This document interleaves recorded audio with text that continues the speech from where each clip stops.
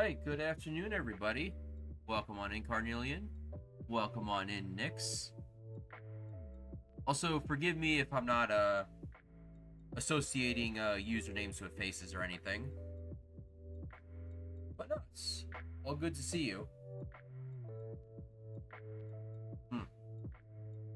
Sorry, I need a sip of some coffee because I've been working for the past 5 days, I want to say. And yeah, I'm tired, the back is sore, but I just want a nice, relaxed afternoon with all of you. Also, let me know if my voice is being drowned out by the music. It shouldn't be, but if it is, just let me know.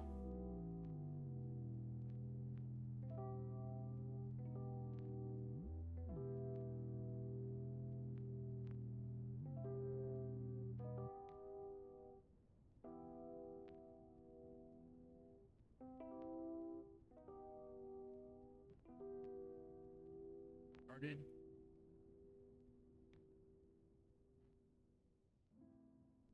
But yeah, in terms of good.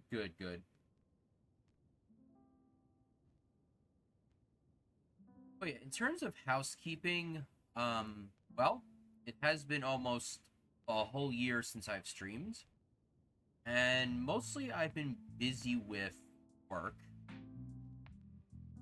I won't get into the long details of it, but the short is, last year after I came back from the first forget about it, the fourth person in the snack bar quit. So we've been running on 3 people for the whole year, and it sucks. It does suck.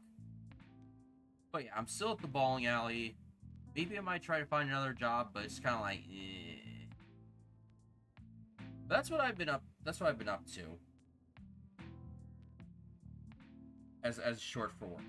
But besides work and running Furgen County Fur Meets, the other thing I have been up to is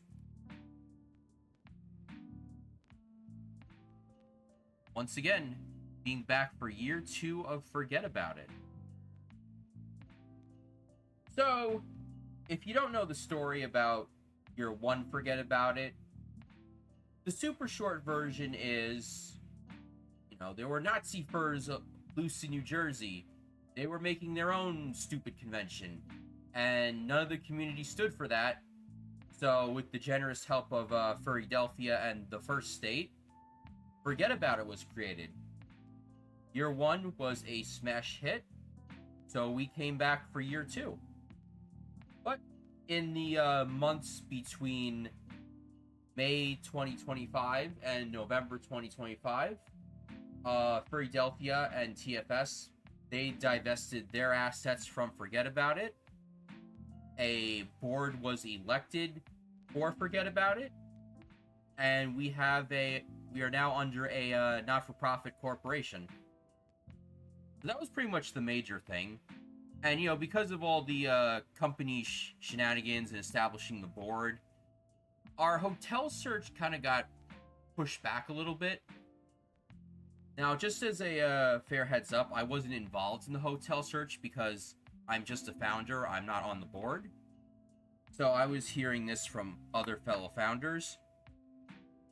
But yeah, it was pretty much the struggle to find the right amount of space for the right amount of price. And eventually, and the contract was signed on my birthday, November 5th, best birthday gift ever, we ended up at the Doubletree Hilton in Fairfield, New Jersey. Thanks for the follow, Emmy. Welcome on in. And based on what I heard, this was actually a good thing because one of the candidates we may have ended up in a different timeline. Hey there, Zeno. Welcome on in. Let's just say we would have been in a very tiny Hilton Garden Inn in Ridgefield Park. But, like I said, that timeline didn't happen. We got the Doubletree Hilton instead. So, with the hotel selected, we got our dates. Me, personally, I just went right back to the programming department because that's what I was helping out with last year. And, it was actually, once again, very educational experience, especially since last year I wasn't part of programming from the start, but this year I was. And for those of you who don't know, pretty much the goal of programming before the convention starts is to establish the schedule, whether it be through convention events or panel submissions. So that's what me and my two fellow programming crew, that's what we did for like about a month and a half. We just sorted through submissions, found the good stuff, put stuff in filler, removed the well, honestly, overall there weren't a lot of terrible submissions. A lot of the very good submissions, and some of it was some pretty hard choices to make. But eventually, yeah, we established the schedule, and let's see. It works. Oh yeah, like I said, Carnelian, part of charity crew. You guys are freaking awesome. But we'll get to that in a second.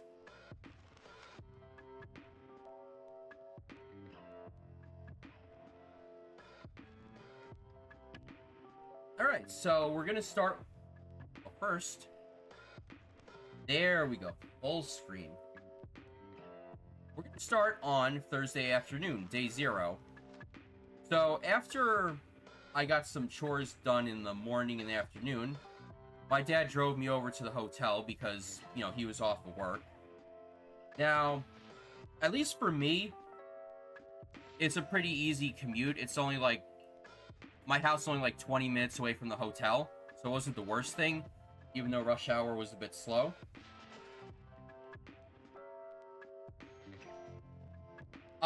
No, this is actually Interstate 80. Yeah, Fairfield is not on the New Jersey Turnpike. The people that were coming up from South Jersey, they'll tell you that. I'm guessing y'all had to get off at like, I want to say like 16W or something, and then take 3 into 46, and then 46 to the hotel.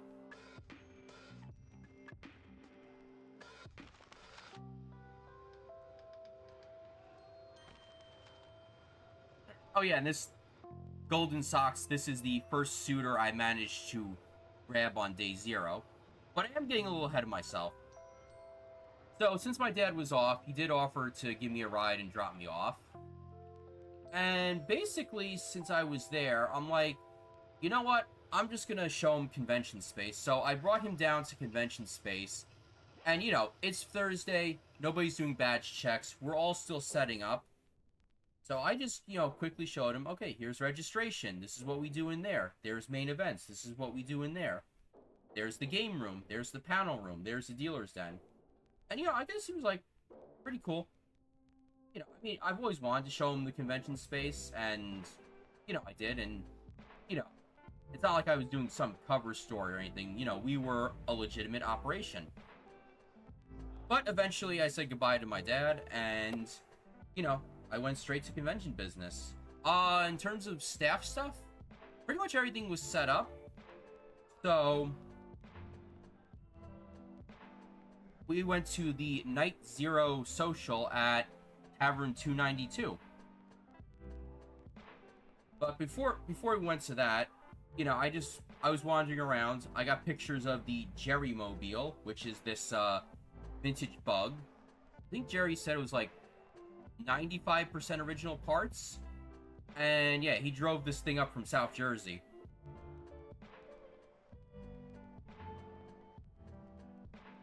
Don't worry, there's gonna be more photos of the bug later. Okay, so I did get into my hotel room. Honestly, compared to last year, at least in my personal opinion, the suites were a little lacking, so I didn't spend the money for a suite. I just got myself a standard king room. And I get in there, and overall, at least in my opinion, and from what I've seen in the chat, there wasn't anything like overly negative about the hotel, besides the standard, the beds are hard and there's something you gotta get used to. No, the hotel was pretty legit. But this, why, hotel, why do you do these stupid things where it's like, oh, hey, here's some bottles of water. We're just going to add $3 to your bill. It's like, bruh, I don't fall for that stuff.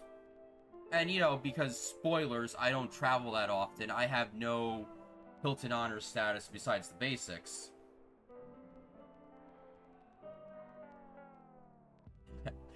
Sorry, that drop in the song with me switching the photo, that was funny. But yeah, here's one of the hotel hallways. You know, I love liminal space photography, as you would know.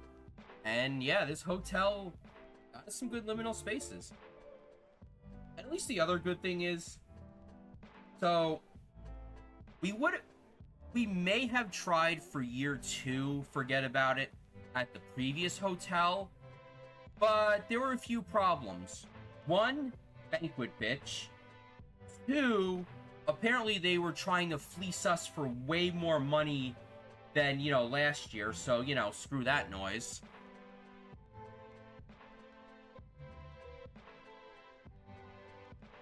And here are some of the props our wonderful build team made for this con. This is a giant cassette tape that you can hold. But yeah, you can hold it. It wasn't too heavy. And then here is a photo of convention space before, you know, the con started. Yeah, I don't have anything in Marriott. It's just, I only have a Hilton Honors account. But, you know, like I said, I don't travel that much. And the other problem is, when I do travel, all of my friends are Team Airbnb because, spoilers, not only do we have snorers in that friend group, but we also have snorer complainers, which, in my opinion, snorer complainers are worse than the snorers because the snorer complainers won't shut up about the snorers, and I can't sleep. But, that's a random tangent. But back to this, I want to point out, this hotel had a very funky, like, incline to it. And this wasn't like some standard, you know, ADA compliance thing. This was weird. Like, I don't remember this being here in 2017. Although it probably was, I just don't remember it. But at least, I think the only reason why this weird incline exists is, well, geology time. The hotel is situated in an ancient glacial lake bed, so maybe this is just the way the lake bed settled after, you know, drained after the Ice Age. No, I don't think anybody... it wasn't really like a trippable angle, it was like a weird, gentle slope. Like, you could see it in the doors right here with the gap, and the trim, and the trim up here. It was weird.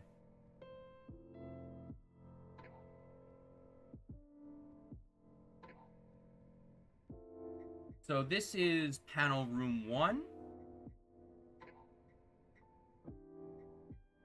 The car prop we made for FURG, which I would have joined build team, but the problem is I either had to go to Bossman's place, you know, up in North Jersey, or I had to go to the Furgeddaboutit warehouse all the way out in Pennsylvania. Yeah, Furgeddaboutit lets us use their warehouse space, and I don't know all the details, but it's probably safe to assume that Furgeddaboutit gives Forget About It a nice discount to use the space. And then the charity director is to the right. That was one of the photographers that left their business card around. Some nice Farian art I found. Was it in the panel? It was probably on one of the tables. And eventually, I ended up in the ConOps office. I forget what we were doing in there, but this laser gun here is one of the things we sold off on the charity auction. Now, I'm not going to spoil anything, but to those of you who are not at the charity auction, it was quite the spectacle, I'm just going to say. And okay, finally, now we get to the Night Zero social. at this nearby restaurant called Tavern 292. And, at first, like earlier in the year, I'm like, wonder if I could organize this. And then I'm like, nah, I might be needed back in con space for staff setup night.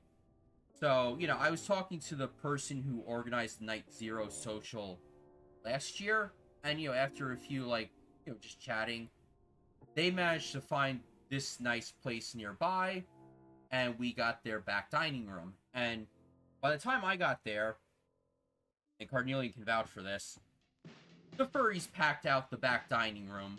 It was so packed. Some people were, at tables in the main dining room, and me, Carnelian, and a few others, we just found like an empty corner at the bar and just camped out there for the rest of the event. So what I had was just a few Eastern ciders, and they were pretty good. And the second glass, the bartender was like, "Hey, do you want a sugar rim on it?" And I'm like, "Yeah, why not?" So I got a sugar rimmed cider glass. And this is what I had for dinner: a very nice cheesesteak wrap, fries, pickles.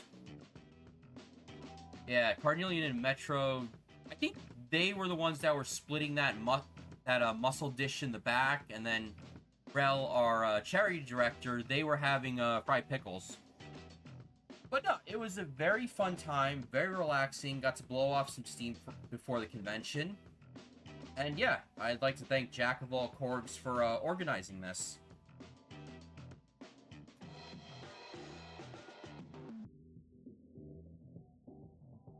So I get back to the hotel, and pretty much because the truck with our convention supplies, got to the hotel site earlier in the day, pretty much everything that needed to be set up was set up. So I just started wandering around, meeting up with people I knew from Furgen or other stuff. And then here is the lobby. It's actually a pretty nice lobby downstairs. It's not the biggest lobby, but you've got the greenhouse windows, you got chairs, you got couches, and there is a level 2 up here, which is kind of like a quiet area. Like there's some couches up here on level 2, but it provided for some fun photography. So I just took these example shots, and then I joked in the I think it was the staff chat or the con chat or one of them later. Yeah, this place is pretty good for fun shots if you're not being a coward like me.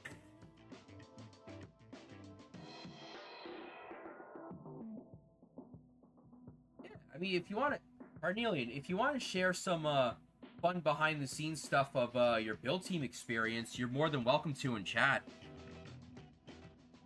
In fact, that goes for anybody here who was at the convention. If you want to share your highlights or your favorite moments, you're more than welcome to.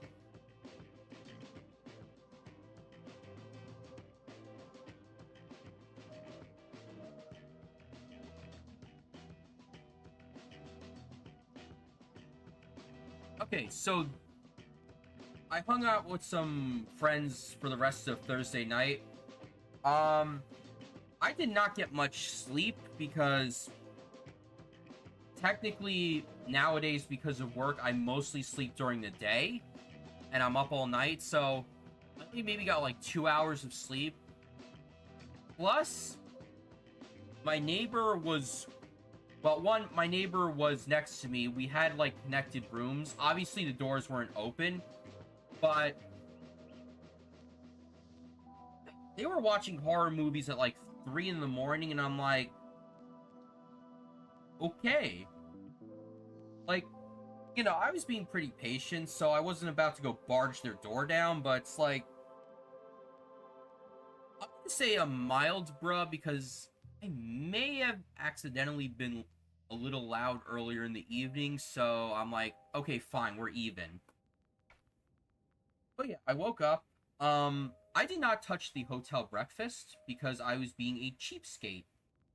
Now, as far as I know, there was like a buffet you could do for like $24, which oof. Although to be fair, in the hotel's defense, as far as I know, the breakfast didn't receive any like overly negative reviews, so at least I guess there was some quality going on for the price.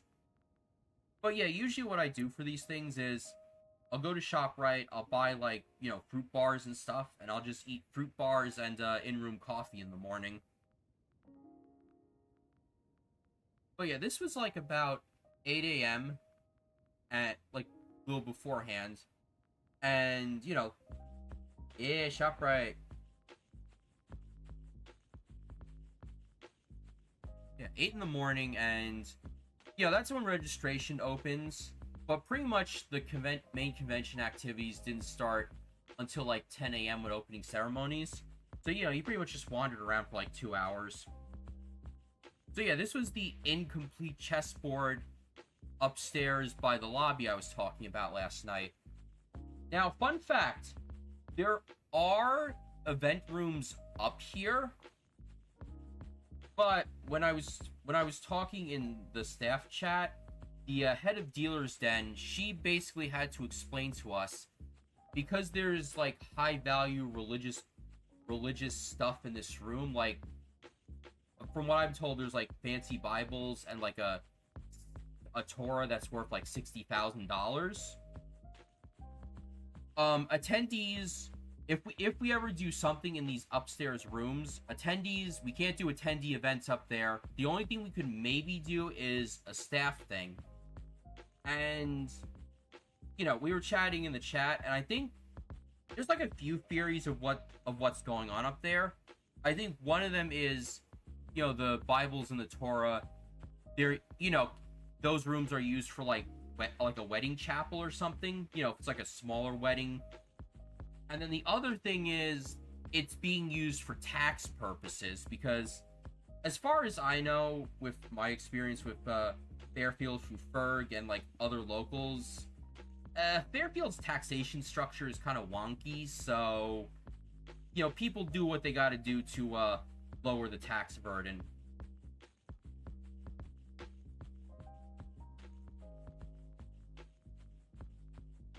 But yeah, so if you don't remember, this was my background. This has been my background for the past year on my desktop. And don't worry, I changed my background to the year 2 fursuit photo, which we'll get into in a second.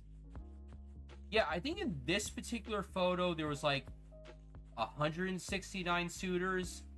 And for year 2, I don't know if anybody got around to counting it yet.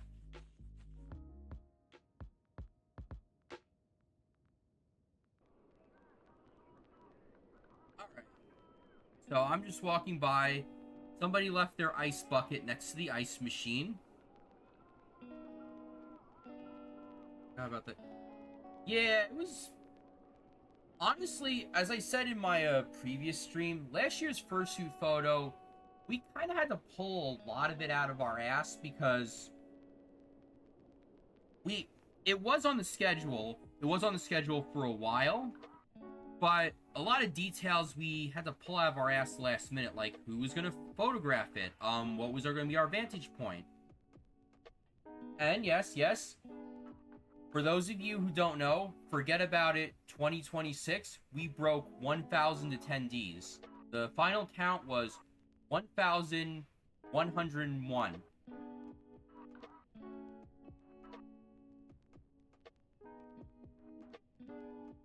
So, like I said before, this is before 8 a.m. Just, I'm walking, just getting my air with my coffee.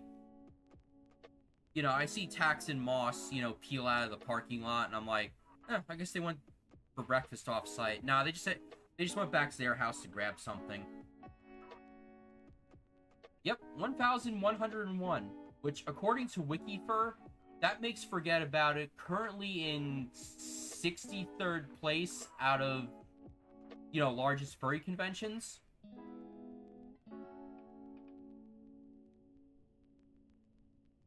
"101 Dalmatians." Oh my god, that would have been funny. Oh. Okay, Okay, I'm sorry. I'm sorry. Zeno putting that thought in my head. I want now. I want to see Boss Man dress up as Cruella de Vil. That would be hilarious. Yeah, no meme place. No meme place. No nice place.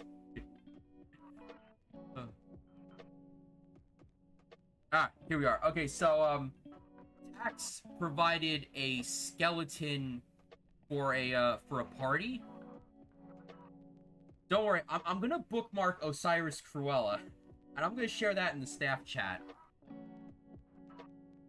So if you were following regular car reviews, which he was at the convention just like last year, that skeleton in the window got wrapped up in gabagool for a room party.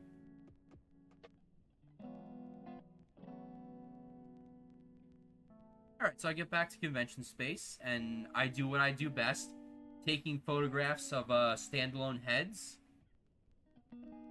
I know Diasperity, that is the head to the left, and I forget who the fur on the right is. If somebody knows, just let me know. And you know, the funny part is, one of my normie friends, Sonic, I don't know if Sonic's in the chat or not, but he was sharing with me, you know, like the Facebook post about it, and I'm like, oh, so that's where the skeleton went to. Yeah, it's funny when the normies start sharing you stuff. All right, so here we are. This is before 8 a.m. and already a bunch of people I know from Furgeddaboutit County have shown up to, you know, start off the convention and get their registration. And so we were doing 1980s theme. So one of the props we had was for the badge check booth.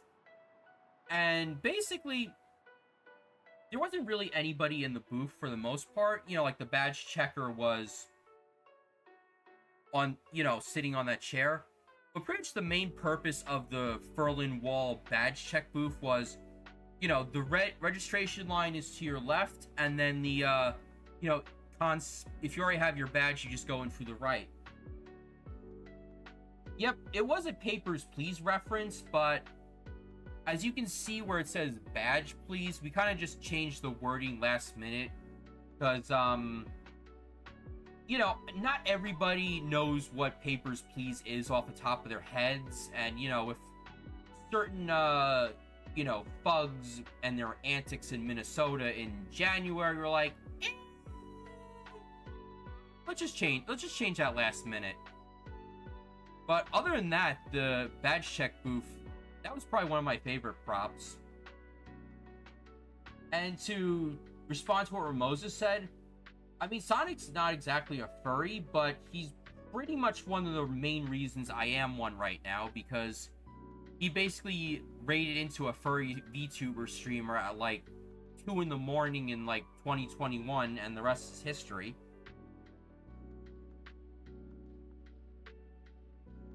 And, okay, so the funny thing is, while I was out in the lobby, you know, chatting with people, Boss Man and, you know, the other people, they start stacking up the walls, and I'm like, oh no, I'm trapped behind, I'm on the wrong side of the fence.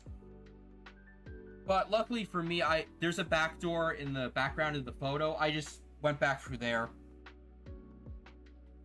But unfortunately, because of that, I wasn't able to get like pictures of or a video or anything where, you know, people got to tear down the Furlin Wall and, you know, head straight for registration. And yeah, I just stole this photo from Miron because he posted it in one of the chats, and I needed a good example, so yeah, I stole the photo. And that was one of the doodle boards. Okay, so, this photo, this is deep Furgeddaboutit lore. So out in the back, we were next to a Target. Like, literally, you could see the Target from convention space. And somebody left a Target cart behind con space. They left the Target cart, and I guess somebody abandoned like a a baby doll and a baby doll stroller. Um, the stroller I don't think is important, but the cart and the baby doll, they became part of the lore for the convention this year. You'll see later. There's a zoom out of it there. Now, unfortunately, with this hotel, we didn't have like as nice of outdoor space like we did with the other one, but we made do. We made do.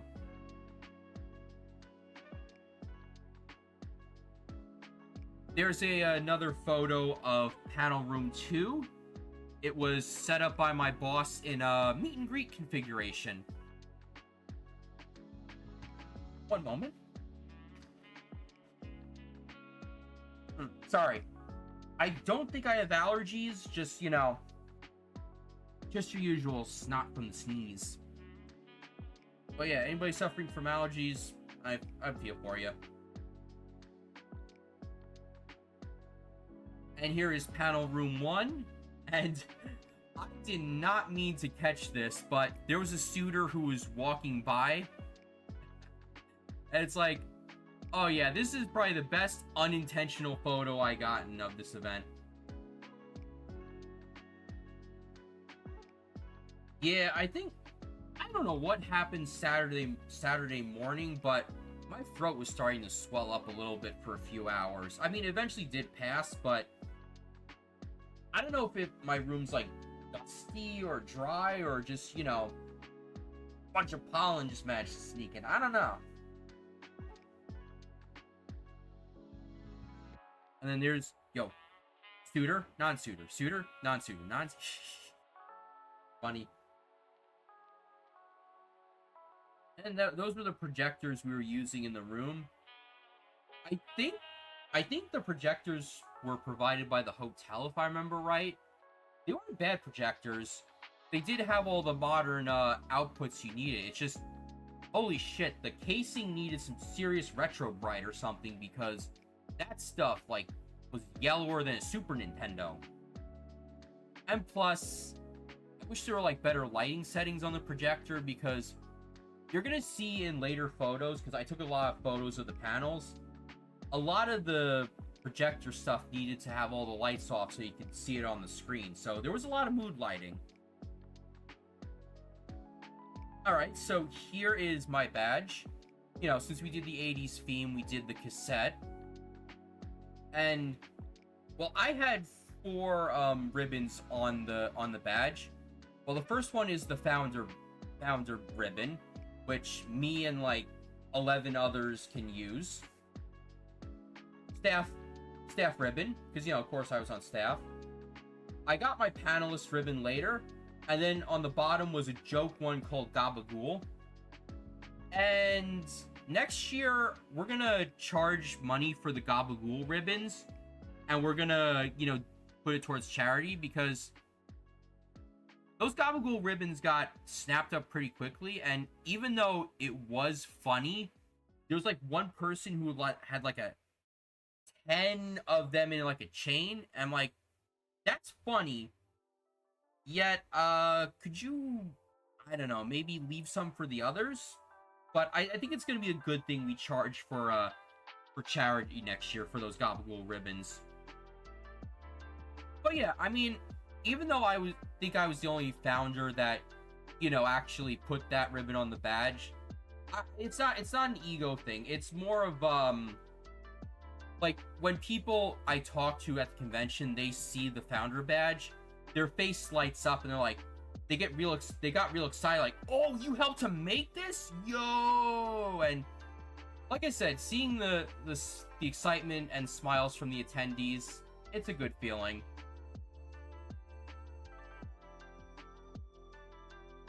And there's our bubble stand. I think the bubble stand is technically originally a Furgeddaboutit thing, but they allow us to use it at Furgeddaboutit. But it's what it says on the tin. We raised money for the charity, which Zeno did mention. We stuck with Cedar Run again. And yeah, that was one of the avenues we raised money through, bubbles. I would have blew some bubbles, but let's just say the currency I had in my wallet was way bigger than quarters.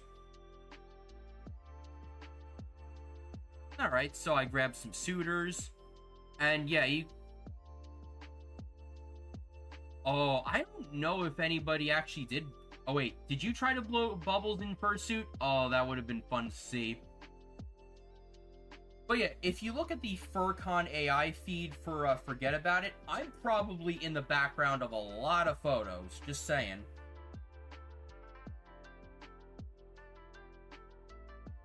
But yeah, I started grabbing some suitors and stuff. And then I'm just sitting on the one of the couches, just, you know, waiting for opening ceremonies.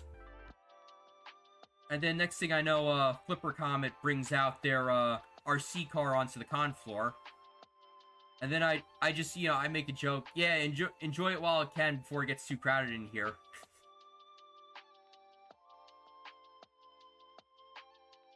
So yeah, this was about,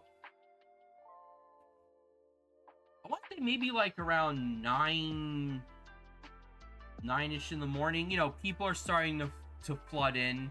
The registration line, at least the first one, got resolved, which, you know, props to the registration team. They're freaking awesome. And, you know, we did have to fight the hotel internet, so Blind Wolf, the head of registration, you know, came prepared and essentially, you know, cobbled together his own internet network for us.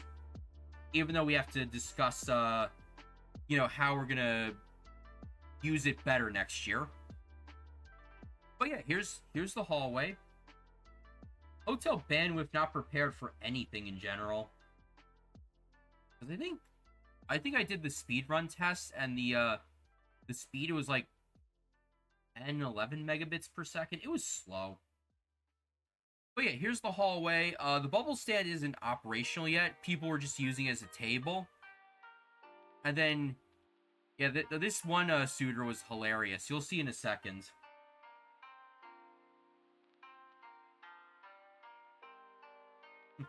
Yep, just creaturing around. Somebody left their head on top of a trash can while they were adjusting something. Yep, hotel Wi-Fi, do better. So yeah, this is the true furry trash.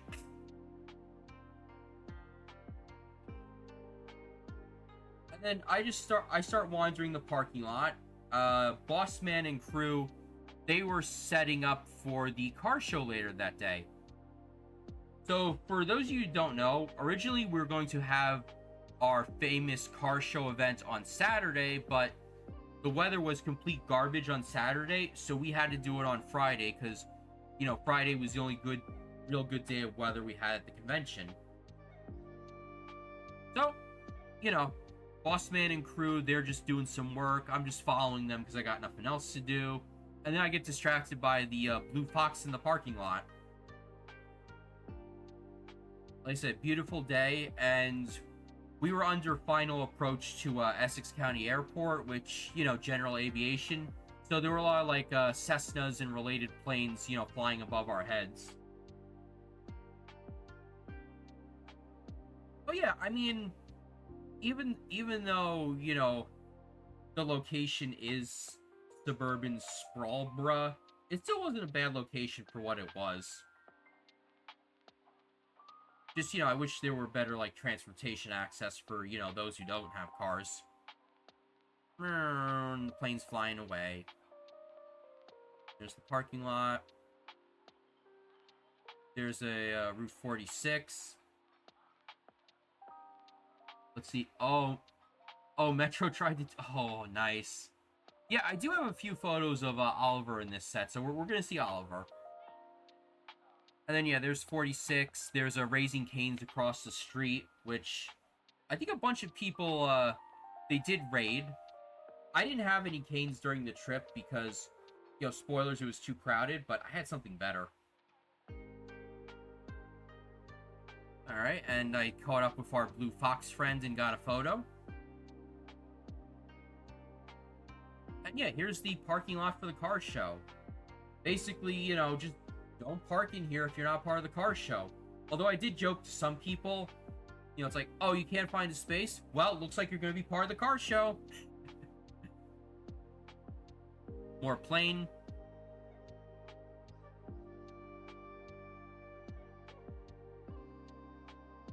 Oh yeah, so our guests of honor, the first one was Roxy Wheels, because Roxy and Boss Man, they live in the same general area.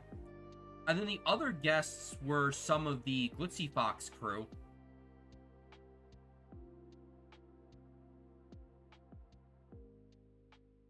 So yeah, Doubletree is supposed to be known for, you know, giving the cookie at check-in. I did not get the cookie at check-in. I don't know what the hell happened, but, tisk, tisk, tisk, bruh.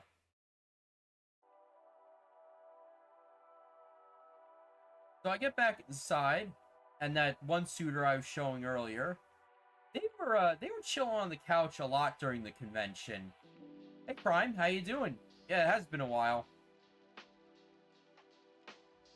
Have to do a trick before we get a cookie. You know, I wouldn't be surprised. So yeah, this suitor loved chilling out on the couch during this convention. In fact, I had one person ask me like, "Are they okay?" And I'm like, "Yeah, they've been doing that the whole convention." But you know, it's always good to you know, check up on your suitors, just, you know, make sure they're healthy and not, you know, having a heat stroke or anything. But yeah, in terms of injuries at the convention, I think it was relatively low. I mean, I know one person kind of like sprained their ankle because they took a spill on the dance floor, but other than that, our public safety team was on it like that. But yeah, maybe an ambulance got called for them, but the furry convention stereotype of, you know, the ambulance being parked outside every 5 seconds, I don't think that really applied to us.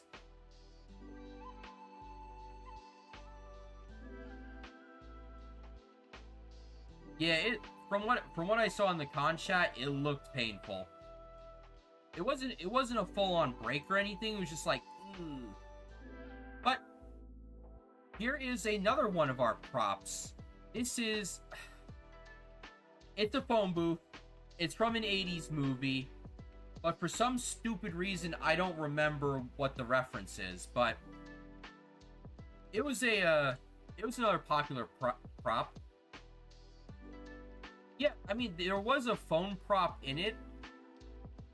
I assume it was a static prop, unless I wasn't able to activate like a hidden message or something. Somebody feel free to correct me in chat. And then what you looking at? Back to the phone. Another one in the phone booth. Now, a lot of these photos I just, you know, like grabbed like very quick improv candids, because that's the way I work. That one's probably the best. And you'll see more of that bird suitor and registration later. Alright, so this is what the hallway was starting to look like. You know, people coming in. The charity table is on the left, and there is Metromutt in their Oliver suit, which they recently acquired it, and it's cute. It's a fox that has mushrooms growing out of them.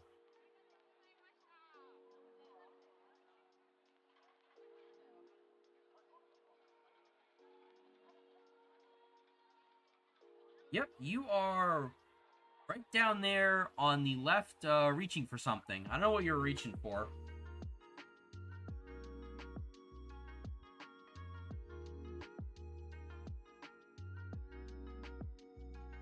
But yeah, I mean, I'm tempted to try other departments in future years, but the problem is not many people actually, you know, signed up for programming. I think there were only like 3 of us, because, you know, everybody wants to do the front facing stuff, and I don't think people realize, you know, there's a lot of back end stuff that needs doing. So next year for FURG, I'm just gonna stick with programming, because I like the schedule. I like encouraging panelists to apply and stuff, and side tangent, a lot of these panelists were like first timers, and they were kind of like, oh, I don't know if I'm going to be good at this or not, or this and that and that.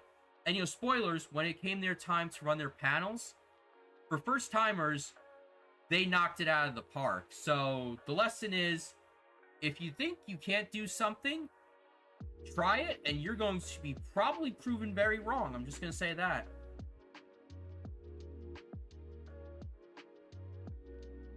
Alright, so there's more in the hallway. I think, unfortunately, FurCon AI was being a little buggy, so it didn't actually start recording images until, like, later Friday morning. And there's probably, like, a whole bunch of images still on that little computer that needs to get uploaded. Like I said, if I was closer and I had more time, I would have helped out with Build Team. Alright, here is Bossman Osiris.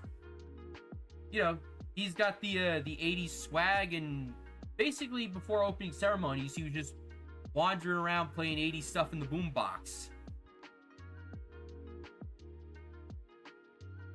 Yep.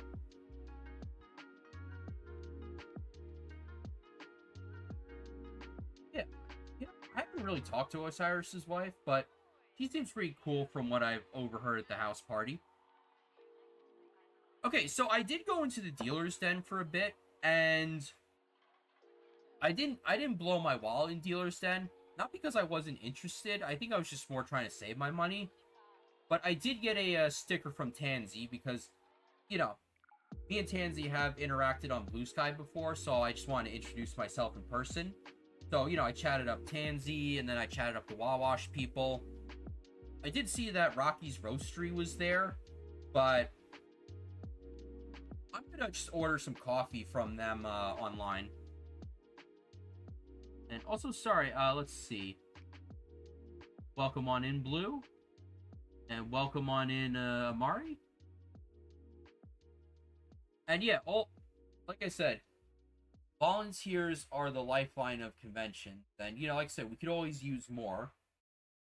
And, if you're willing, if you're able and willing to help out, feel free to join. You just want to, if you want to relax and just enjoy as an attendee, that's valid too.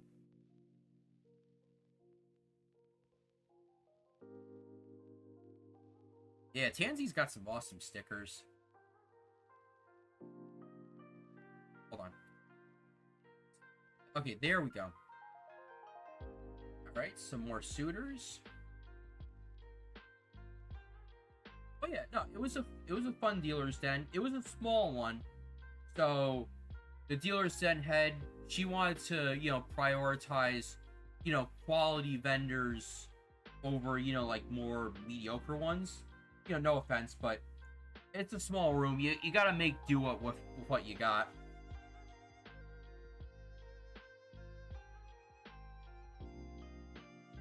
Let me see. Yes, no, yes, no, yes, no. Yeah, there's a cutout of one of the Glitzy Fox Sonas.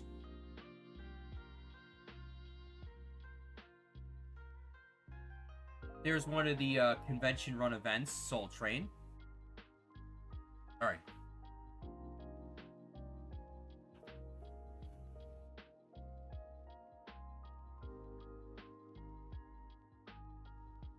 Outdoor vendor market.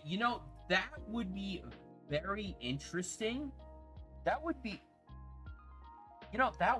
very interesting, but I don't know if Kat wants to go through the headache of that because, okay, returning back to Fairfield, I said Fairfield has some, like, wonky tax things. One of the wonky tax things they have is, as a vendor, not only are you supposed to provide documentation for New Jersey for tax purposes, you're supposed to also provide documentation to Fairfield town itself. So we had to walk the vendors through that because they were a little confused about that.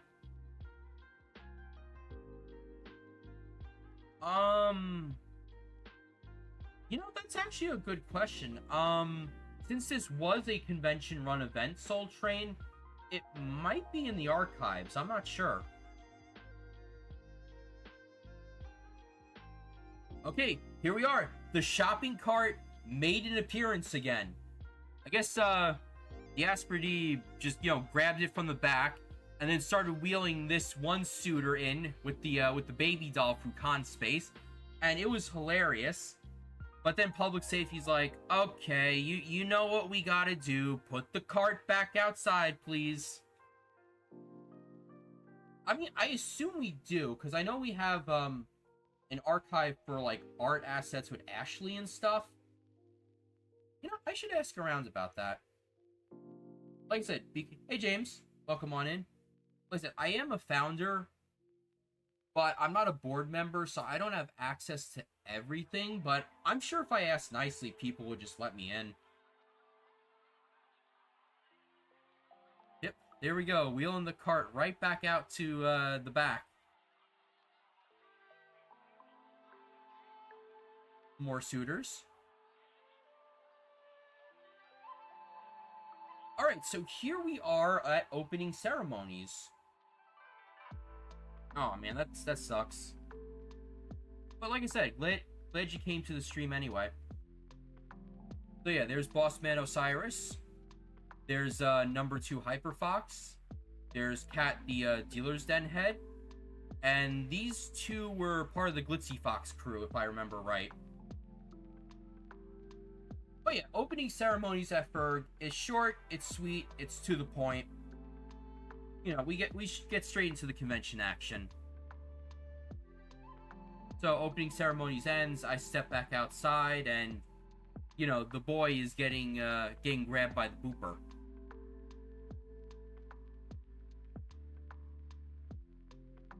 No smoking, please use sidewalk. Alright, so out back, as you see, the shopping cart gets returned to the back, and then the baby doll and stroller disappear. But we'll see where the baby doll ends up later. And right now, people are just enjoying the back. There really weren't many cars that went through the back, so it was pretty safe to just stay out there. And yeah, the bubble stand got moved out back, and people were enjoying themselves with the bubbles. Yeah, there we go.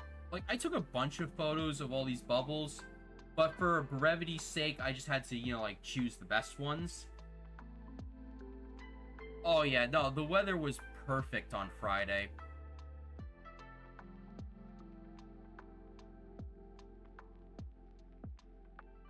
Excuse me.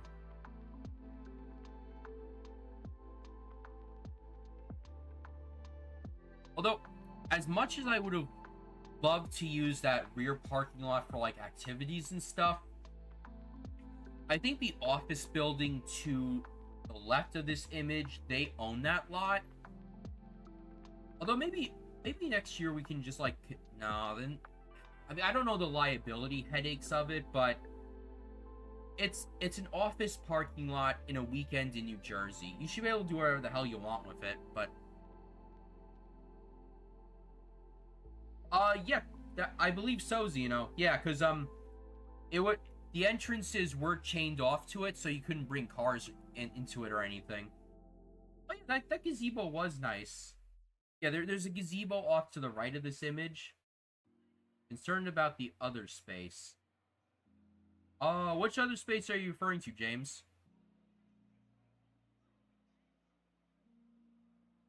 Or bubbles? Bubble.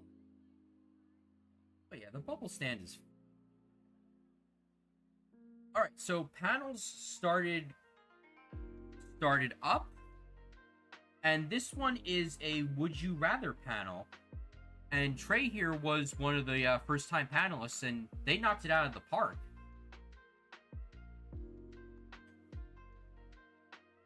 But yeah, for those of you who don't know, the furry Would You Rather, it's pretty much there's a question, and then it's like comedy debate. I don't remember what question was being asked here, but I think one of the questions was, who would you rather save? Would you rather save Mufasa, or I forget what the other one was. And then, yeah, that is true. See, That's the problem with weather dependent outdoor spaces. Once those get knocked out, then the pressure on the indoor spaces does rise. So I went next door, and the college furs were having their meetup. And fun story, there was this one person who was basically asking around the New Jersey chats for help with a message they sent to the Forget About It staff. So, I step in and I escalate it to the proper people in Forget About It to get the question answered. And next thing I know, we have 30 plus attendees already because the Montclair State Furry / Splatoon Club used their club funds to bring people to FURG. Yep. There's Billy, and I don't know who this one was. Yeah, no, when we finally figured out what this person wanted, we're like, wow, yep, there you go.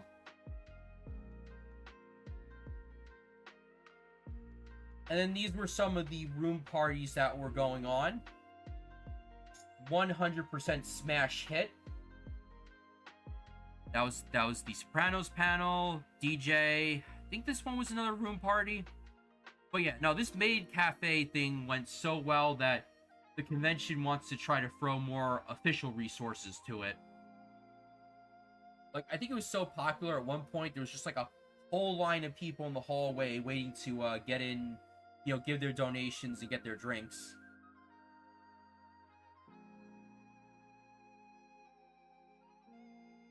All right. Yep.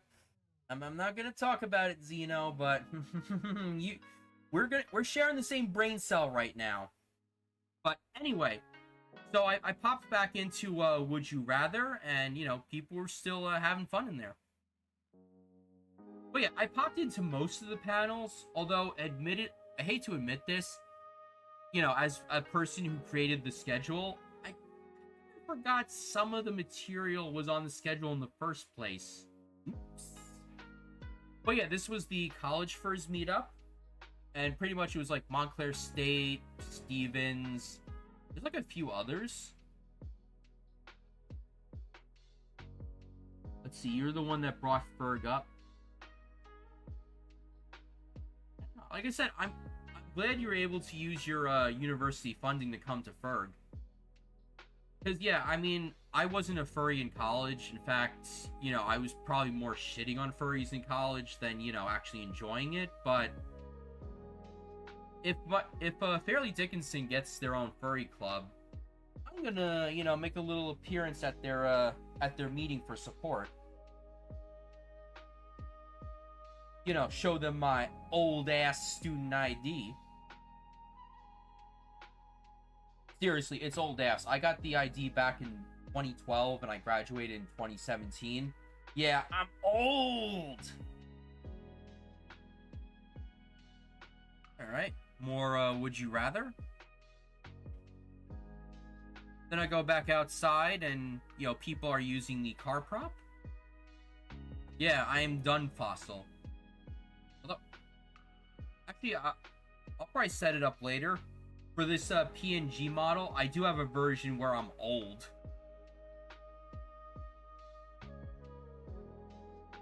Alright.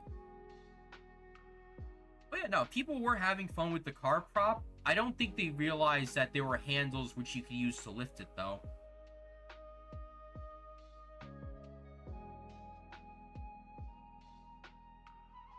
I mean, probably in a few minutes I'm going to turn on the AC because it's getting a little warm in here. Alright, so here was more of... Yeah, I think this was more of the college first thing. Thank you for the follow. And I believe, yeah, 210 follows. Yeah, I gotta do more streaming. It's just, I've been tired for like the past year. Thank you, thank you. Because, yeah, a few years ago, I used to stream a lot, but, work and stuff. Hey, thank you for the follows. And then, people started throwing stuff on the car hood, and 31. Ugh, that does not sound good. Yeah, as an American who is in freedom units, You want to know how I learned about 30 plus Celsius? Basically, I learned about 30 plus Celsius when the Canadians started complaining in droves when the heat wave reached like British Columbia and stuff a few years ago. That's how I learned about 31 Celsius. So yeah, there's New York City fur meets. And then here's the new Furzy State Discord, which, for those of you who don't know, I mean, I'm sure everybody, all the furries in the chat right now are already in the Furzy Discord. But for those of you who aren't, this is a side project one of my moderators started, and pretty much the goal was to create a Discord that was not under control of somebody who sympathized with GSFTW. No, I love doing these recaps. It's like the millennial version of, you know, getting out the slide projector and doing the shows. I mean, yeah, like I said, those of you who couldn't come, I wish you could have came, but I hope you can come for next year. Yeah, see, Ramosa knows what I'm talking about because of Seattle. All right, more stuff got scattered around the hotel. This at first this was an unclaimed bag. I was about to run over to Conops, which is our lost and found, but it got reunited with its owner. Yeah, that was the other thing I was doing. I was just running a bunch of stuff between Con Space and Lost and Found. Y'all losing a lot of stuff, and if I had a nickel for every fursuit part I had to reunite with its owner, I think I would have 15 or 20 cents, because there were a few incidents. But yeah, so not to get ahead of myself, we are going to be back at this hotel next year on the same final weekend of April for 2027. Yep, New Furzy is a very chill server. Alright, so Robin the Sponge Magic, she was doing computer art. Another well-attended panel. Yeah, like I said, most of the panels, I know the one that was like packed was the Create a Pet Rock one, but most of the others, I would call them like comfortably crowded, where there were a bunch of people, but you still had room in between each other. There's a Blage. Good Blage. This was this? Oh, this was the Avian Meat and Beak. Although it needed way more bird than what I was seeing.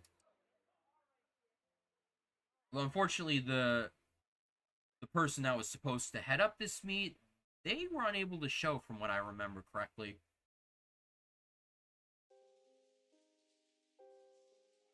Yeah, and then we've got Bird Mayor Zane in the back. I think he was doing like a saxophone number.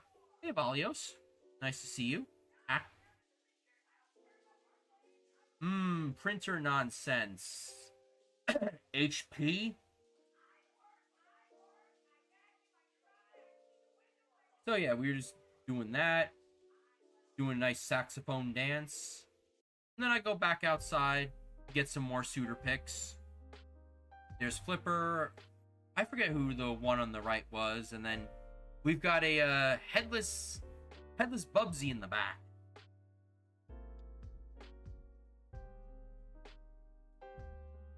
Oh, I see. It's like drivers and shit. Okay. And then, yeah. Flipper's ear tags blown in the winds. That was funny. And yeah, once again, people were getting rides in the shopping cart. This is peak. Oof. Yeah, I hope you get your printer stuff sorted out. Because, yeah, my dad's having printer issues also, and spilled my coffee. I don't know how to fix them. Oh, let's see. Oh, you. Which one are in this photo? Don't worry, it wasn't a major coffee spill. It was just a few drops. previous one? Ah, this one? I gotta turn on this AC. It is getting warm in here. Right back. Ah, okay. Alright, thanks for coming, James, and I'll talk to you later. Okay, so I just turned on the AC. Let me know if that's way too loud, because my, built-in mic is right next to the AC.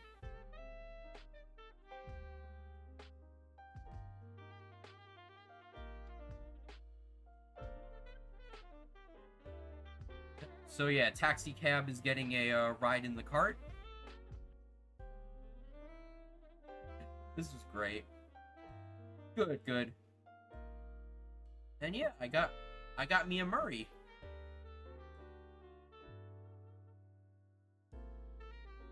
Alright, so I go back inside, and this is Fursuit Quick Draw. And basically it's so Nerf guns themselves weren't allowed in con space, but this was the designated exception to the rule. So, you know, if you wanted to play with Nerf guns, you come to this panel. And yeah, it was just basically take a duel, and I think I recovered like a bunch of leftover Nerf bullets afterwards. And there's my fellow programming associate, Kaisi. She's freaking awesome. Oh yeah, here is the duel. You know, starting the duel, getting into position, lock and load, and just start pelting with Nerf bullets. Oh, I forgot about this for a second. One of the people that was at FURG, they had like this big, giant, inflatable tail, and I'm like, chef's kiss, yes.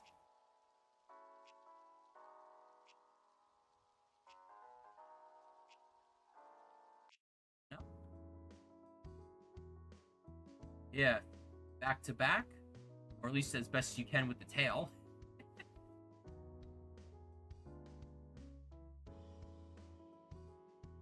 Oh yeah, yeah. So yeah, they have like an anchor chain with this tail. That's how crazy it is. I don't think we reclaimed all the Nerf darts, so there probably is some that are going to be here for the rest of time.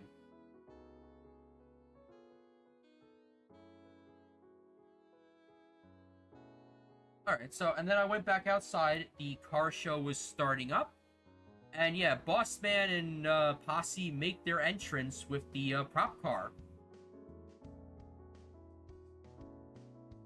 So just a whole bunch of candid pics. Walking on into the car show. But yeah, the car show is probably one of my favorite parts of FURG because, you know, it's outdoors, there's cars, and it's like a fun block party for like 2 hours. Coming on in, there's the Jerry Mobile with the Jerry in it. And shout out to Hyper right here. Currently, Hyper has the most images uploaded to FURG Track. It's not quite 50,000 images, but he's getting close there. But like I said, awesome photographer. And we're going to see some of his handiwork later in this. So yeah, they're coming in, they're parking. Beautiful afternoon. And then they're just lowering the car down. And then yeah, here is more of the Jerry Mobile. And I did get some interior shots of it. Although I forgot to record the odometer on it, so I don't know how many miles this thing has on it. And yet, the cart comes back to the car show. This time, we got a Hyper pushing around... I think the suitor's name is Rose. If you know Gladys Orca or Zare Fox, I think this is like their newest suit to their collection.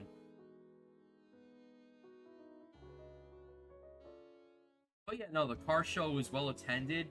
And probably the most hilarious part, some members, I don't know if they were local police or like the Essex County Sheriff, they're like in their SUVs in the parking lot across from the Target, and they're probably like, "What the hell is this?" And they're probably like, "I got no calls. I'm just gonna spectate this." But eventually, they did go away.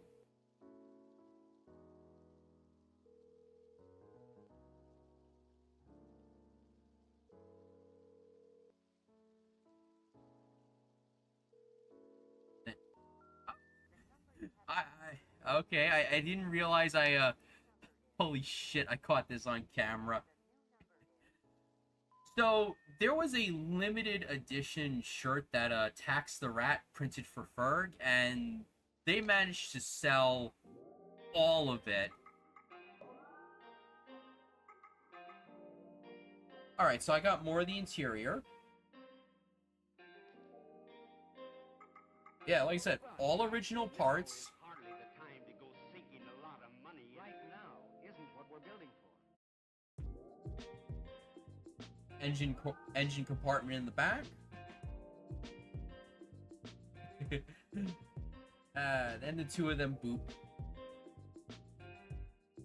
Yeah, no, it was hilarious, and it is a limited edition shirt. Right now, Unless the person who purchased the screen print of it decides to make more T-shirts, it is limited edition.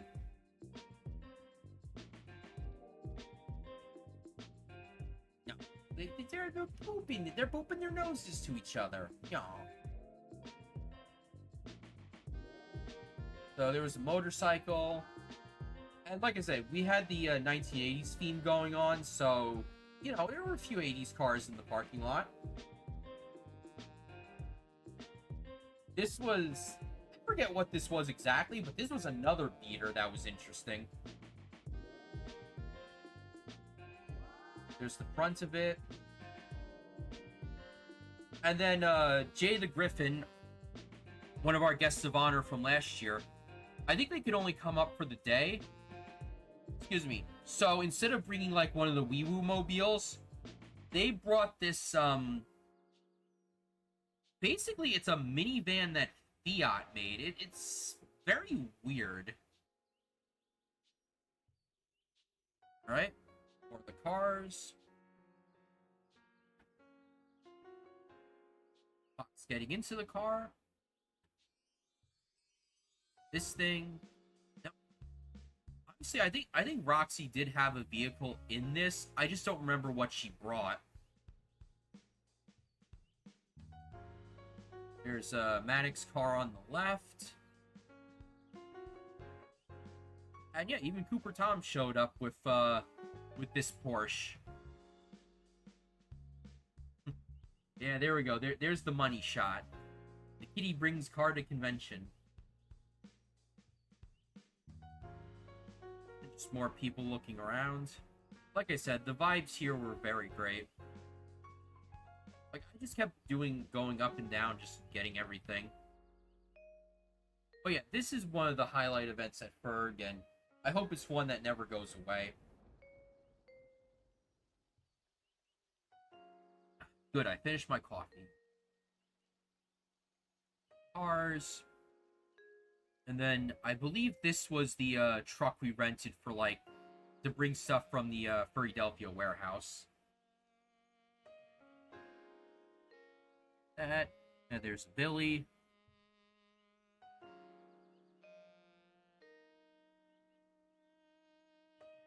Keep on. Okay, that might have taken that subject again. But yeah, the cops were like camped out there. Oh, okay, yes. I forgot. I got T-posing Cooper Tom for the world to see.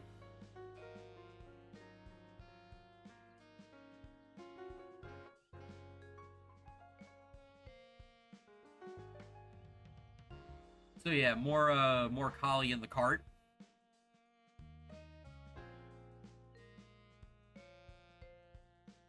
I even got waved at.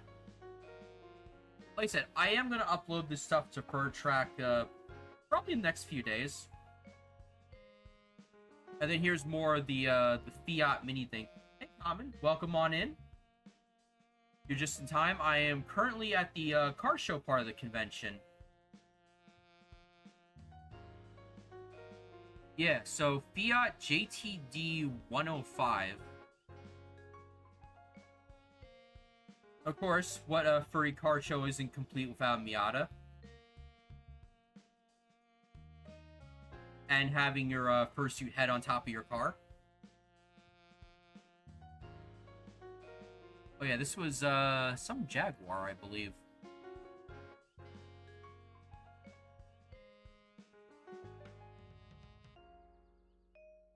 Yeah, it looks like somebody from Montana showed up, if I'm reading this license plate right. Oh yeah, I don't know the exact stats, but my estimation right now still a majority of New Jersey, but a bunch of people from New York, Pennsylvania, Delaware, and Maryland showed up. I don't know if we had any international people, but I gotta pester Blind Wolf for stats if he can give me them, because I love those kind of stats.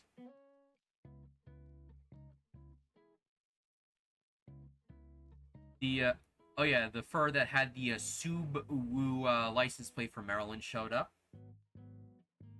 Man, that makes me wonder, who in New Jersey has the OWO plate? I'm actually curious. But yeah, I guess if I were to get a custom license plate, it would probably be like Dun Dun or something.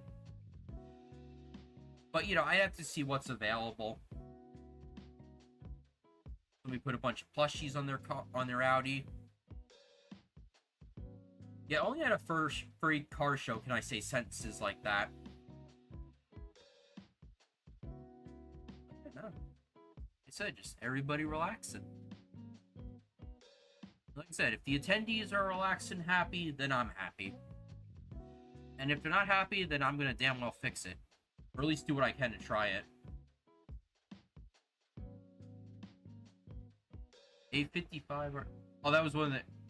Yeah, like I said, I'm not the biggest car nerd, so I don't know all of them off the top of my head. But yeah, like I said, if if you're ever at a Forget About It event and something's off, something's wrong, I can try to help you. I mean, I may not be able to do everything, but I can at least try to direct you to the right person who can probably help you better than I could. Yeah, that was my other job. I was basically like the mobile help desk. Alright, fursuit head on BMW. And then, yeah, more planes taking off from Essex County Airport. Oh, yeah, and then Jay's in the Fiat. His daughter is in the other seat, and then Cooper Tom is just looking at it. I forget who the cutout is of this person, but this cutout was sold at the charity auction. And then this car was just blocking off one side of the lot from the other.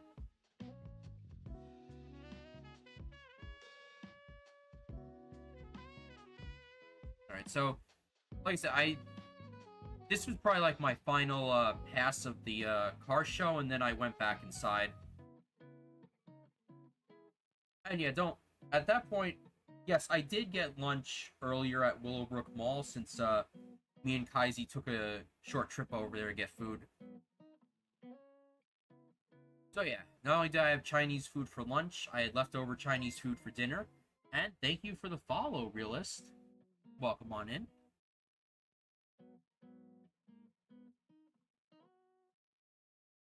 Yeah, mall Chinese. Like I said, it's one of my favorite comfort foods. I mean, it's definitely not good for you, but damn, it's one of my favorite.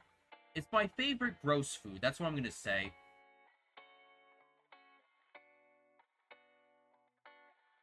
Just as a treat. And suitors having fun.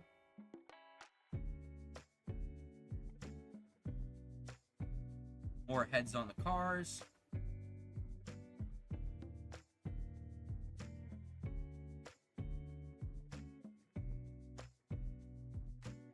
Yeah, I did take a lot of the car show. But don't worry, there's other photos coming. Yeah, I think I took like over 1,000 photos, and There's maybe like 500 in this sequence. Alright, we got ourselves a Legoshi.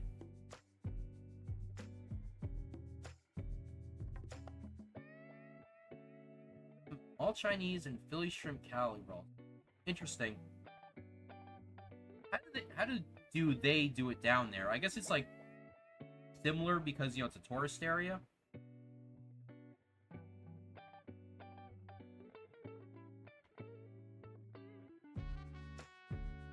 Oh yeah, nice wide fisheye lens. And yeah, the beauty of the car show at Furgeddaboutit is it is outside of badge control. So let's say if you want to invite friends, you know, who don't want to, you know, pay for a badge, they're more than welcome to come. Ooh, poor Barrio. They're more than welcome to come to the car show. In fact, I was trying to invite some people, but it didn't work out.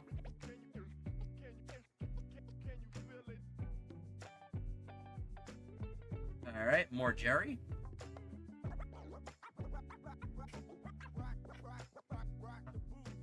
Sorry about that.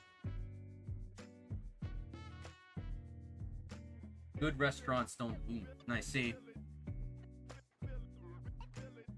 Alright, there's more of the Manic Mobile. And then some random frisbee I found out by the gazebo. In fact, if you look on FURG Track for Furgeddaboutit pics, this frisbee does show up in a few of them. Alright, so I go back inside just to see what's going on, and we've got karaoke going. Another well-attended event. But yeah, because of the way we set up the schedule, we didn't have to move the tables and chairs as much as we needed to, which was good. And even if we did need to rearrange the room, like literally we just get on the mic, ask the people in the room to help us with it, and within like 5 seconds, we raised an army to, you know, change the room in like 2 seconds. But not to spoil plans for next year's FURG, I think I may make a little game show out of it. Yeah. No, people over the weekend did thank me for my work for the convention. And of course, I'm going to give the No You card and, you know, turn that energy right back onto all of the staff because you're all awesome and, you know, I can't do it alone. I need help from you guys.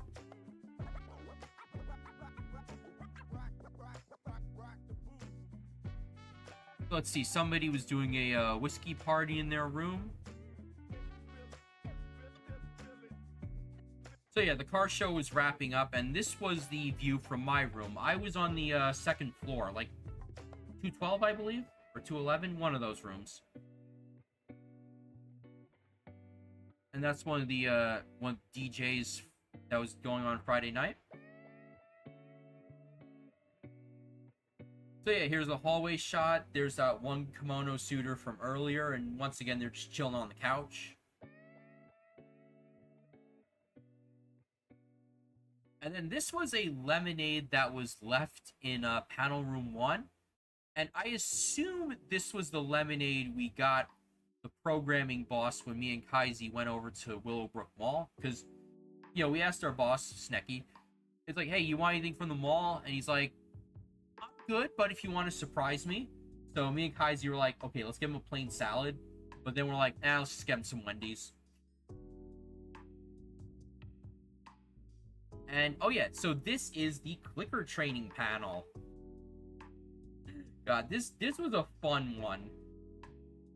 And yeah, basically, you know, it's an 18+ panel, but pretty much, you know, the presenter, you know, taught us the real world, you know, uses for clicker training with actual dog training. And then, as the presentation went on,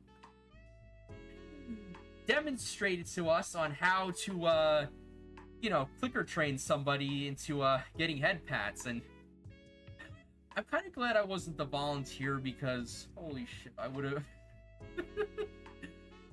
you know the whole bottom password generating meme, if you're familiar with that? I would have been generating a lot of passwords if I got clicker trained for head pads. Oh my god, this was such a fun panel. And hell, I even talked to the presenter in DMs later, and since we're both event planners, I do Bergen County, they do Lancaster County. We got along. But yeah, I did a lot of schmoozing this weekend with various high-level peoples and stuff from various events. It was fun.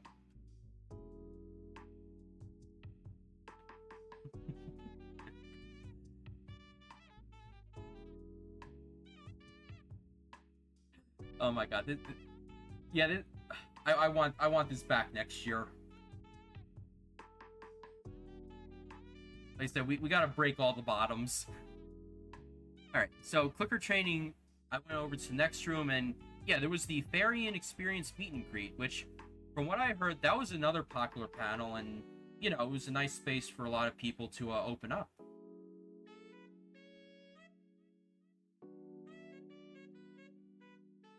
And then this was for Car Talk, which, just chatting about cars and talk.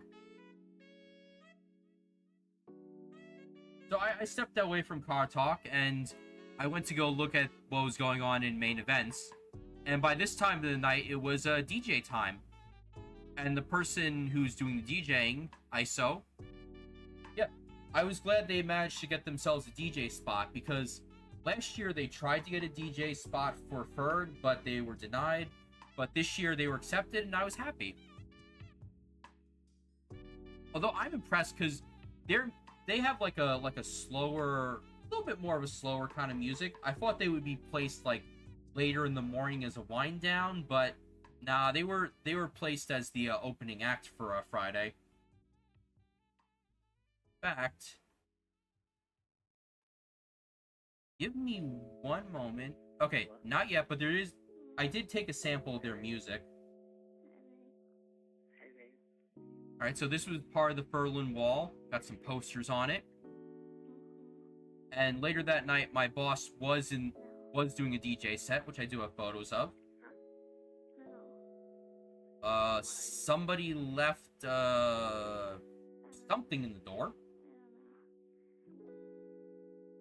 Yeah, by this point of the night, it was getting dark, and I was expecting to see some cursed fursuit squatters in the back. But I didn't see any cursed creatures. We need more cursed creatures next year. Puppetry panel. The, what it looks like behind the bubble stand. There's a sticker board back there. But yeah, I did get some stickers for my collection. That was just one of the couch cushions. Yeah, so there was the bubble stand sticker board, and there was another sticker board, which I do have photos of. This was Retail Horror. This was part 2 of the puppetry panel, where there were like these like paper doll puppets, and I think, the panelists could, interact with them and stuff. So this was like the interactive portion of it.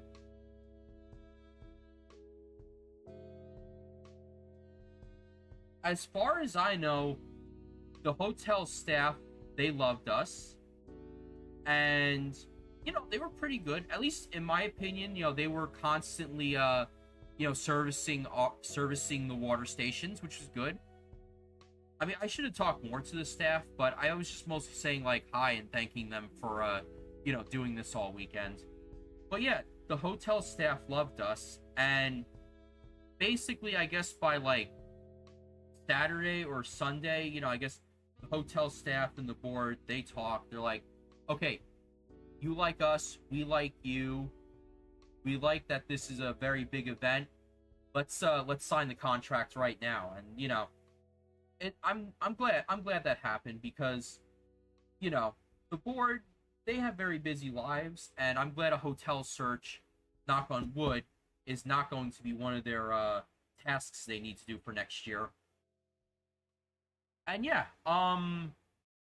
essentially, I think we had like over 75% of the guest rooms were a part of the room block. So there were no weddings, there were no cringy outside kids or anything. I didn't have to give any kids the stink eye.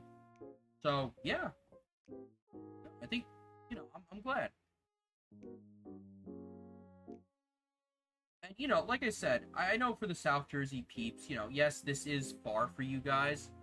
Trust me, if it was up to me, this is what I would do. Every like even numbered year, we would have FURG in North Jersey. Every odd numbered year, we'd have it in South Jersey. This way, the North Jersey peeps can be angry one set of years, and the South Jersey peeps can be just as angry in another set of years. Keep everything fair. But having that kind of rotating schedule, that's its own can of worms. Or yeah, exactly, somewhere in the mythical lands of Central Jersey, which, fun fact, I don't know if the board ever looked into this hotel, but there is a Hilton next to exit 9 of the Turnpike in New Brunswick. It's there's a hotel between like two twin office buildings. That was a very nice one from what I saw, and that could be another candidate for a FURG in the future. Although, me being biased toward North Jersey, if FURG ever went to the Glen Point Marriott Teaneck, I would definitely squeal and fangirl hard. So yeah, I was walking around at night, got a night shot of the hotel. Like I said, it's a suburban hotel. There's a lot of parking. There's two suburban style office buildings. One directly attached to the hotel building, another one behind it.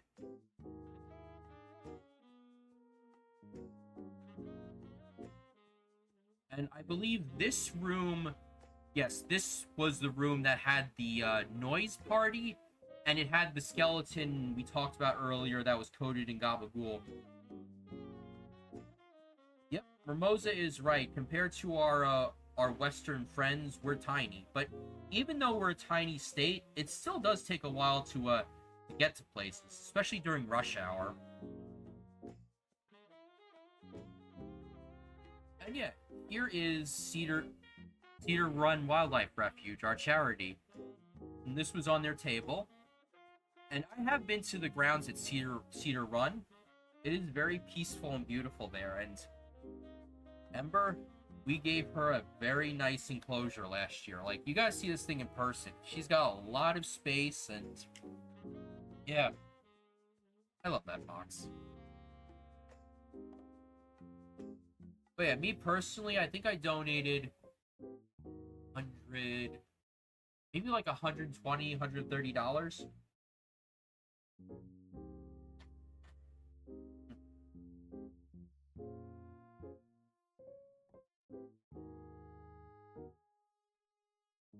This was just me looking at the carpet pattern, and I don't remember if this was in one of the panel rooms or the main hallway, but it looks like a ghost or a spirit or something. You got the eyes, you got the mouth, you got the wispy form.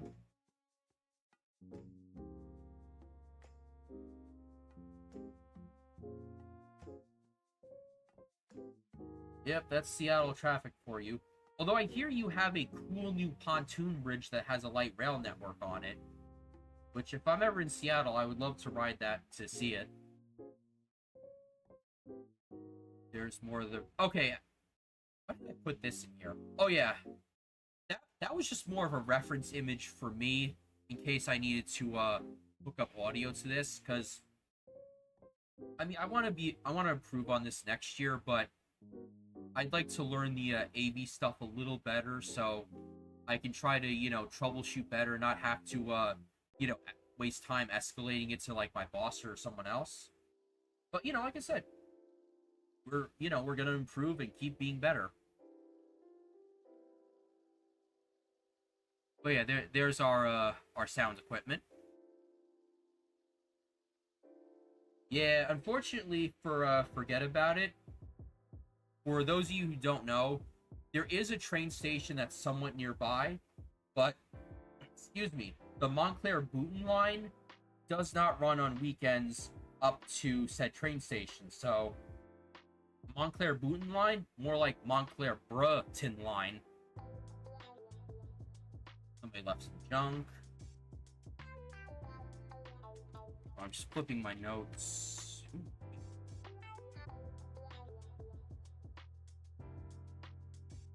And then this was Trey was doing a 18 plus webcomics panel at night. Pretty low tech presentation, but I think it worked. They were mostly passing out like physical examples of webcomics and stuff and just chatting about it. But yeah, like I said, if you do want to apply for a panel for next year, one category we're always looking for is like 18 plus kinky stuff. Like we had the latex, we had the paws, we had the maws. Unfortunately, we didn't have paws and maws at the same time. I was trying to get them at the same time to force people to choose for the joke, but it didn't work out. But oh yeah, we're always looking for more adult stuff after 9 p.m.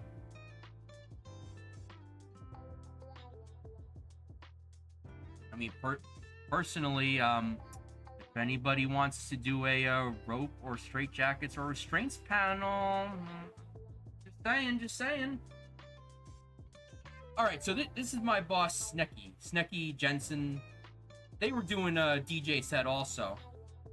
And after a long night of day of convention working, I wasn't like in the room itself, but just it was loud enough where I could just enjoy it in the hall. But yeah, enjoying DJ music on 2 hours of sleep, it's actually a pretty interesting experience. But yeah, no, Snecky was awesome because as a little bit of a behind the scenes, our programming leader was supposed to be Val, but he had some extenuating life circumstances that were not going to be resolved by the time of FURG. So basically, Snecky became the head, and yeah, he was the head of our trio: me, Snecky, and Kaiserina. Oh yeah, me too. Even though, I mean, probably with practice I'd be a good rope tire, but not right now.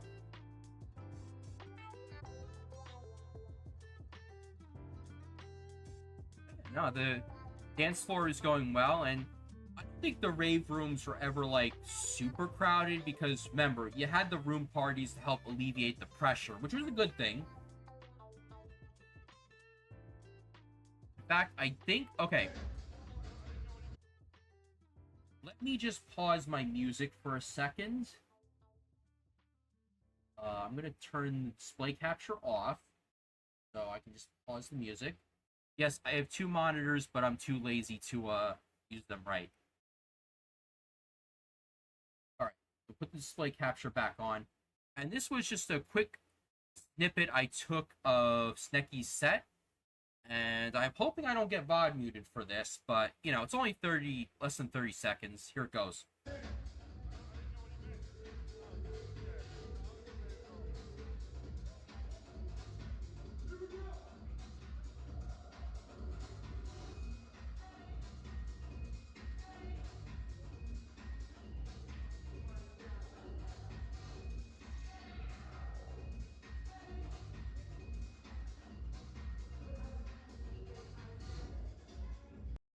And then, yeah, Hyper showed up in frame, so I just ended the video there.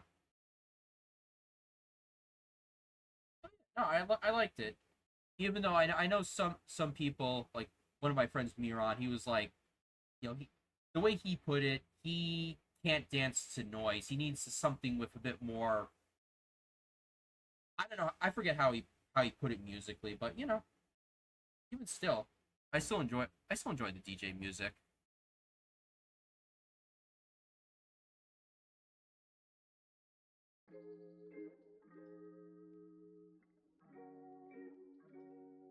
Me just okay.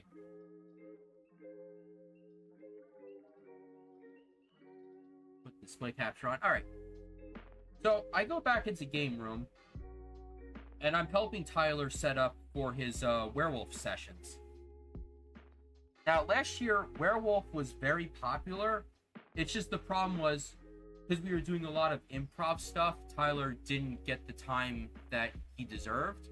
But, this year we fixed it. And not only did Tyler get to do 2 werewolf sessions, but he pretty much had all the time he needed. So I was helping to set up in game room, and somebody dropped this Cards Against Humanity card.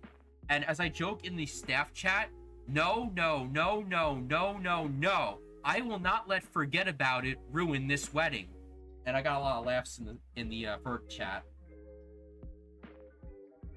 And I know we were supposed to have like custom Cards Against Humanity cards, but I think that might have been a cat idea we ran out of time on, so it's probably gonna get shelved for next year.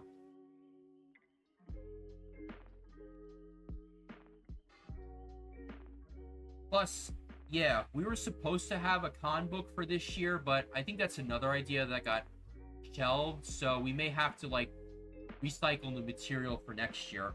I have to see. I gotta ask around.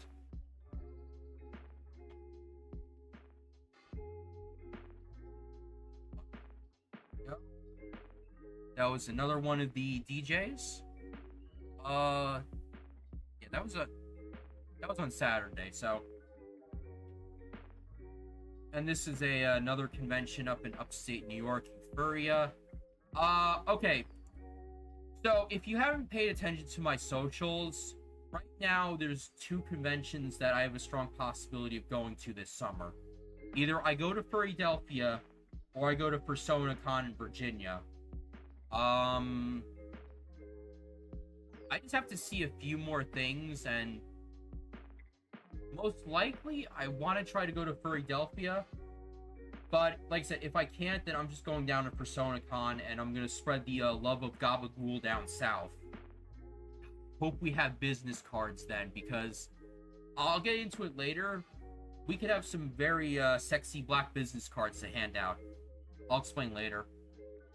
Yeah, no, Furgeddaboutit is fun, and, it would be a schmoozing mission for me, since, without Furgeddaboutit, there would be no FURG, so. Plus, Bossman and, others on the board, they help out with Furgeddaboutit, so. Networking! And, oh yeah, so there was this improv poster on one of the tables, and it looks like somebody had a concert in one of the stairwells? I gotta go get more from the store. Oh, shit, this is another video. Ah, done, Brian. You're forgetting your own material. Okay.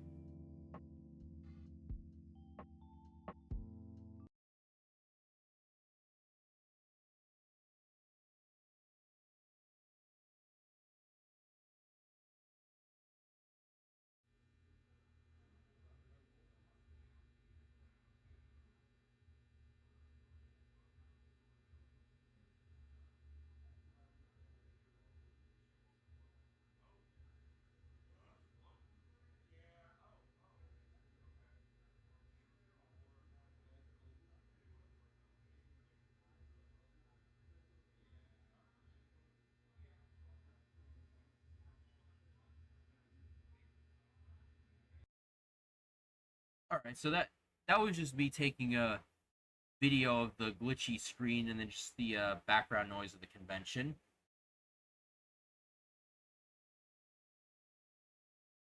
Turn the tunes back on.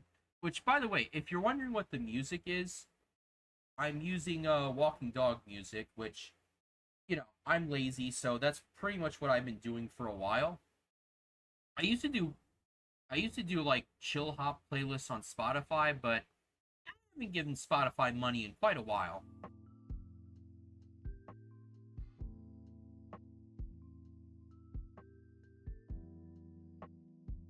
Back on. Right, here we are. So yeah, that's what the car show was called, the Radwolf car meet. And also, not to ignore your message, Nix, thanks for joining us, and I'll see you around.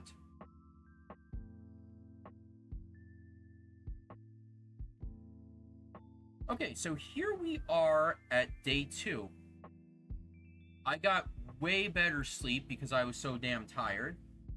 So I get up, once again, breakfast bars, in-room coffee, and I'm just checking out the second floor. I see somebody left a advertisement there. And as you see, the weather did take a turn for the worse with the rain. Now, it wasn't a super bad rain, but let's just, like I said before, this is an ancient glacier lake bed. So about a few thousand years ago, this used to be an entire lake. And because of that, this area can flood really badly. Like, for example, Willowbrook Mall, like 10-15 years ago, the water was like waist chest high in that mall. It was so bad they just had to renovate the whole thing because it got destroyed on the first floor. I don't know if this hotel ever has been flooded like that, but I wouldn't be surprised. But luckily we didn't have to do that, because I would not have to, it's like, okay, we got to evacuate all the valuables from level 1 to upstairs. That would have been a disaster. Although, we could have done it. Just, assemble a human chain and just start passing stuff up the stairs to the second floor. But luckily, we did not have to do that disaster management. Yeah, see, this is the liminal space staircase I was talking about. It's between the lobby area and level 2. Alright, here is main events. Right, it wasn't set up like this because of the dances, so Hyper, second in command, was like, hey, any free hands? We need help. So I'm like, I got nothing else to do. I will take the call of the boss, or the underboss. And then later afterwards, I met up with Zeno. There's Zeno, there's Snowy, there's Oliver, and we were just chilling. I don't know if anybody actually took a photo of us on FurCon AI, because admittedly there's like thousands of photos on it, and I haven't gotten around to browsing them yet.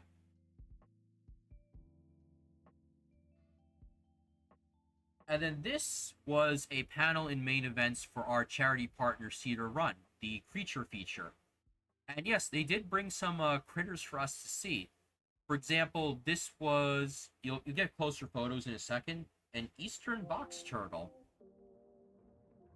that was born in a zoo, so, it needs humans to care for it because its wild instincts are non-existent. But yeah, this little fella is like about 30 years old right now, and I think, if they're properly taken care of, they can live like generations. And there's Boss Man, spectating the panel.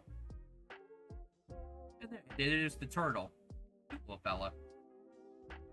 I didn't get photos of it, but they also brought a snake, and they brought like a little owl to show us. Alright, so I got distracted by this pastry here. One of the peeps I know from the server brought. Okay, I'm gonna butcher this Italian really badly, but this is a Sfogoletta? That was terrible. But yeah, it's a pastry that's filled with like ricotta or some sort of cheese, and the dough is pasta dough, and damn, it was good. I feel sorry for those who weren't able to grab one. But yeah, I just spent some time chatting in the lobby, and then I had to head back to con space. There's the second floor from the first floor. Then I get back in, and here is the Make a Pet Rock panel. There were enough supplies for like 30 people, and it just, got not sold out, but got claimed in like 2 seconds. Let's see. Most fertile land near Seattle is paved over. Yep. Similar situation to the Passaic River. Although after those major floods I was talking about, some of the neighborhoods that butted up against the river, they got the land purchased, and now they've returned to nature. And I think it does help a little bit, because there hasn't been like a major flood like that in quite a while. So someone must have did something to help alleviate it. Yeah, it's a good pastry. I'm like, I thought I wasn't gonna like it because I normally don't like filled pastries, but this was good. And then this was the STEM meetup, which, science, engineering, technology, and mathematics.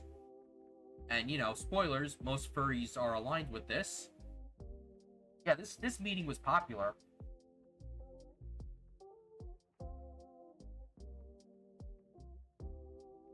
I mean, at least the one I had, you're right, it was flaky, just not like the way I think of it with a croissant. Yep, there we are, furries in STEM. Which, I mean, I do have a Bachelor of Science degree, but it's a Bachelor of Science degree in Hospitality Studies, so fun fact.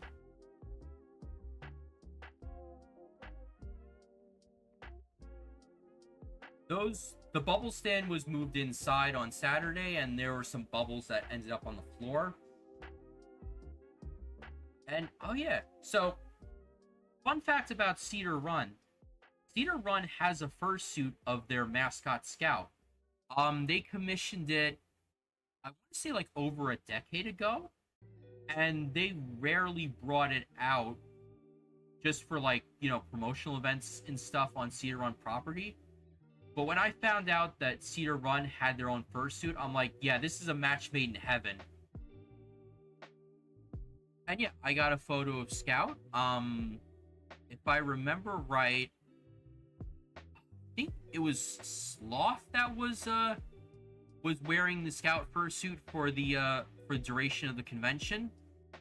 And yeah, this was him doing Bucket Brigade, which that's how I threw in some money, the Bucket Brigade.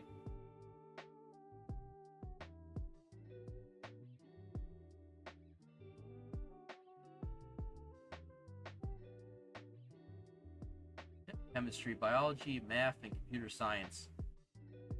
Yeah, interesting stuff. I never had the fortitude for most of it. But, like I said, my skill set is something different, and, like I said, hospitality, tourism related, this is, up my alley. And yeah, there's Carnelian, and you see, I think it was like, Sloth was trying to speak to Carnelian, and it was funny. There's more of the Stevens Furry Club badges. Yep. Yeah, exactly. We're not the avatar that knows all of the elements. Okay. So there was this one chair in panel room 2 that was like behind the screen, and I was trying to clean up the back of this just in case we had to book it out of the back in an emergency, which thankfully we didn't. Yes, I left a cuck chair in panel 4. No, not panel 4, panel 2. And that was hilarious. Yeah, no, we only have 2 panel rooms and main events. That's all we had for panel rooms. And then a few minutes later, I dropped in for a Boss Man's How to Start a Convention panel, which it's a very informative behind the scenes to what we do at FURG. And fun fact, it cost us $31,000 to rent out our event space for this year's FURG.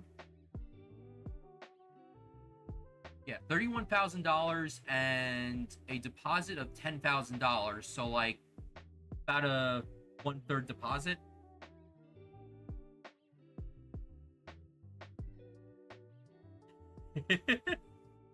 Lol. Okay. So to Thursday, there were reports on the con chat that the pool was closed because there was a notification taped to the gym door, which you had to enter the pool through the gym area, and there was a notification that, oh, the pool's closed. So we're like, boo, the pool's closed. But then somebody's like, the pool's open, and I'm like, okay, I have to see this for myself. And yes, the pool was open. We all got fooled by an old notice. And you want to know the reason why we all got fooled by an old notice? Because it seems like none of us go to the gym and bump iron anymore, so we didn't go into the gym and investigate. We gotta change that. We gotta make some gains in the gym. But yeah, no, it looks like a nice pool, pretty big, a lot bigger than the FursonaCon pool, which is like a tiny sandwich.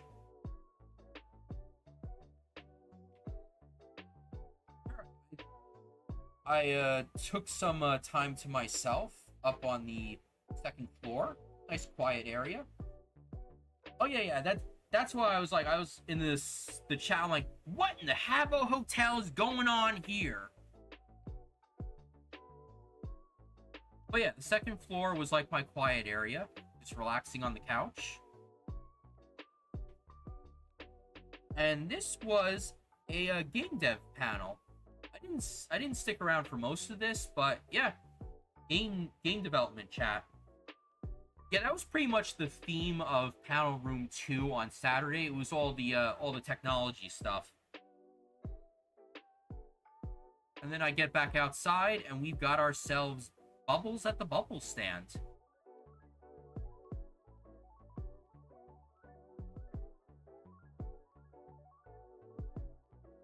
And I got a quick pic of Blind Wolf, board member and registration director. They were in suit for a little bit, but most of the time at the convention, they were behind the desk at registration, you know, putting out all the registration-related dumpster fires. Mostly with the networking and stuff.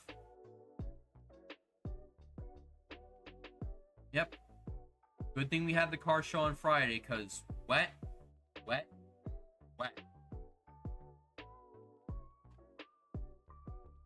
Alright.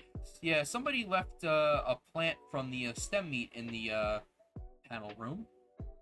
Yeah, they were literally giving out these, I guess, spare plants from their collection. Nice little decoration for the table. And this one was Furry Art Battle. I didn't stick in for this long. I was just making sure the panelists had everything they needed, which they did after almost misplacing their keys. But, you know, that chaos was solved, and, you know, we got the panel started. Hopefully the minors in there weren't too annoying, because they were being minors, and as another person was saying in another chat, I can't be too hard on them, because, you know, kids going through COVID, they missed out on a lot of critical experiences, and, you know. So I can't be too, you know, kids these days. Arrgh! Okay, so this one is another famous Snecky panel. This year, it was called Watching Grass Grow. And how do I describe watching grass grow / watching paint dry? Just basically think of like a whole hour of absurdist comedy. Like, right now, in this photo, if I remember right, they were like narrating this story while a video of grass growing in like a sped up fashion was being played on the screens, and people are getting haircuts. And yeah, this one, I think this is the Asperdy, I could be wrong, somebody correct me, was in the Cone of Shame. So you see the kind of spectacle we've got going on. You know, they're just getting set up for the haircut while the story is happening.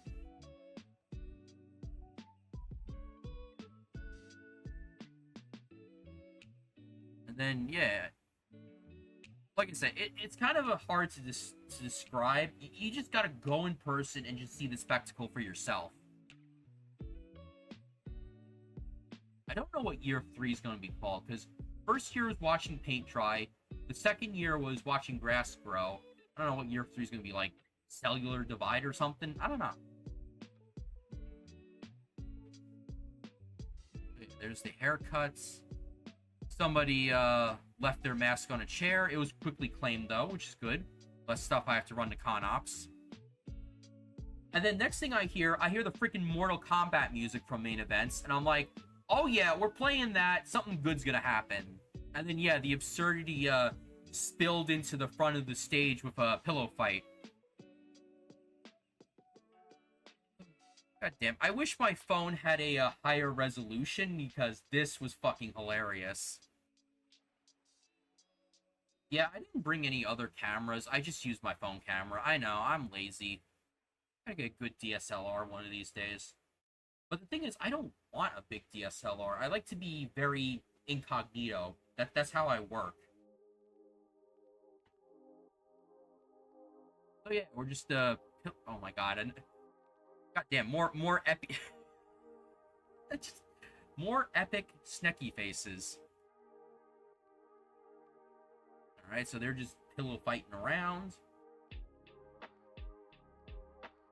Like I said, it's a spectacle.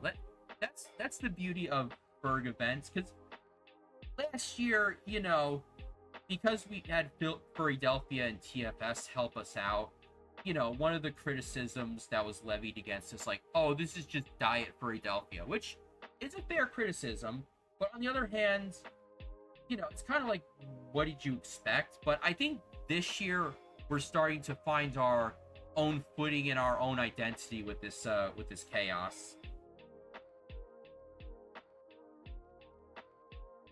Right, just keep on going. Oh my god. Like I said, I wish my camera was higher resolution, because oh my god, I think he looks like one of those like meme faces on the internet or something. I gotta share this with them later. Alright, so I head out, I look at what's going on with the charity auction. Now, for the charity auction, it's pretty much like user-submitted stuff, and here's with some of it. A bowling pin, somebody paid for their bubbles at the bubble stand in freaking car parts, casino gambling book, an old phone, a bendy doll, somebody, oh yeah, there was like a whole bunch of PS1 stuff that was in there. Oh yeah, somebody, don't ask me how they obtained this, but somebody got one of those parking bollards from Wawa and just slammed a bunch of stickers on it. That's the thing with Osiris. He will do his damnedest to sell anything for the charity auction. Mostly anything. Excuse me. Somebody dropped a pin. And this was the 80s music panel, which when Claire submitted this to the panel submission form, we were actually very glad, because one, it's on theme, and two, we were desperate for music panels. And yeah, side note with that, remember that founder's badge ribbon on my badge? That is also my license to carry a fully loaded drill in con space. I'm drill certified. But no, I just found that amusing that I was able to, you know, carry that in con space. Okay, so this next one, this is the South Jersey meet and greet for the Pine Firs group, which I do help out with Pine Firs, but because of some stuff I'm not going to get into, essentially it was me, Zeno, and Tyler, and Zeno and Tyler, they were shy, no judgment. So basically, I had to pull an entire panel out of my ass.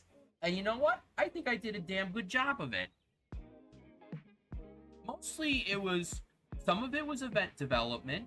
Like, for example, a fur meet at Barnegat Light State Park, where hopefully, you know, we can do like fursuit head pics on top of the lighthouse, and then, you know, go for some ice cream and mini golf after, to, we did the classic pork roll versus Taylor roll debate.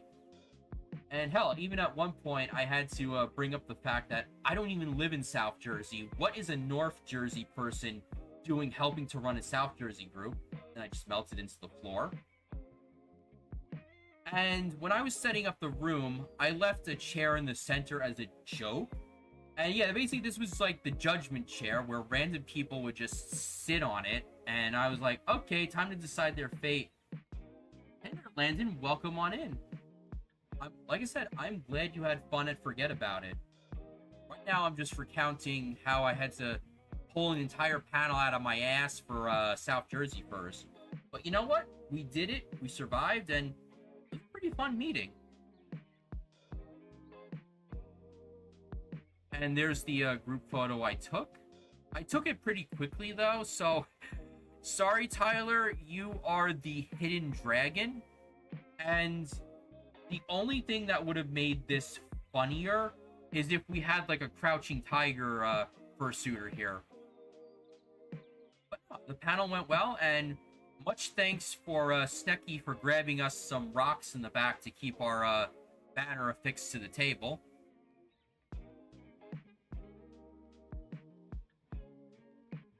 Yeah, there's the rocks. Very helpful rocks. I'm gonna say this. When in doubt, at a convention, rocks are a very handy tool if you can obtain them. And then, yeah, this was the Sopranos panel. I didn't stick into this for long, but they had a segment where, the audience was encouraged to guess where the filming location was. And yes, the Bada Bing strip club did come up. But here's the funny part. I was trying to unlatch the doors so, they had a little privacy and shielding from the noise, but I'm literally trying to unlatch the door, and I'm like, Lodi! It's Lodi! I literally live like two miles from it, but I don't think they heard me. But it was still funny. Because, yeah, literally, as far as I know, the Bada Bing strip club is like the closest Sopranos location I live near. But yeah, another popular panel, and, of course we accepted it, because, we've been doing Sopranos memes since day one.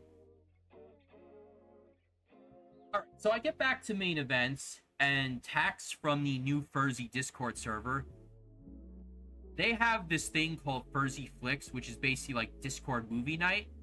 So they decided to have an in-person one, and as you can see, left side supremacy, because everyone was clustered toward the left side of the room.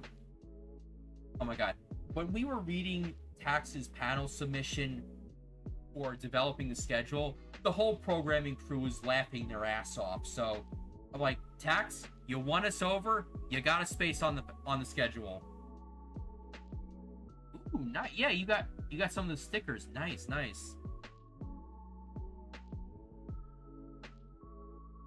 So yeah, here's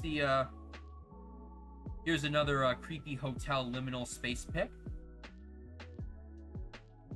I wish my nose would stop producing mucus. Thank you very much.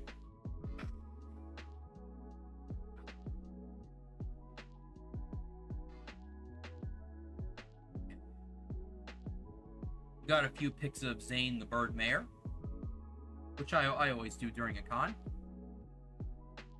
I think one of the parts for the car fell off and was there.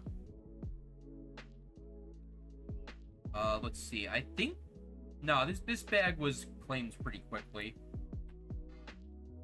Alright, so the next fun event, we had the analog party, which is basically Scratch brought in, like, some 16mm projectors, some slides, an old black and white TV that was playing Three Stooges off of VHS. There was a typewriter, there was some music equipment, and it was another popular panel.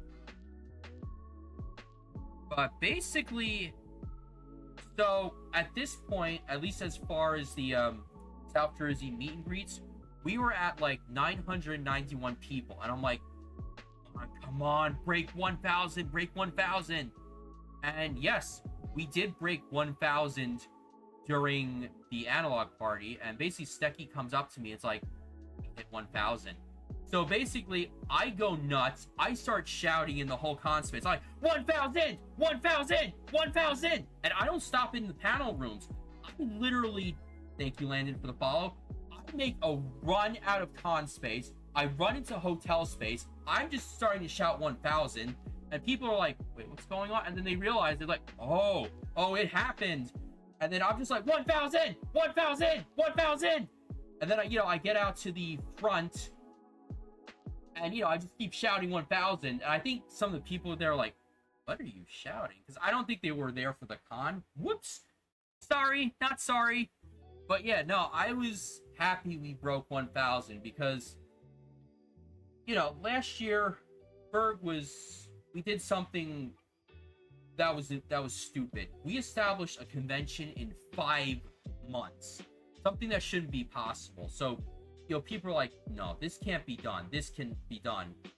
And, we proved them wrong. So, I'm always excited to see this growth because, it proves, not only to us, not only to the attendees, but the rest of the furry convention world that, we're serious about this and we're not going anywhere.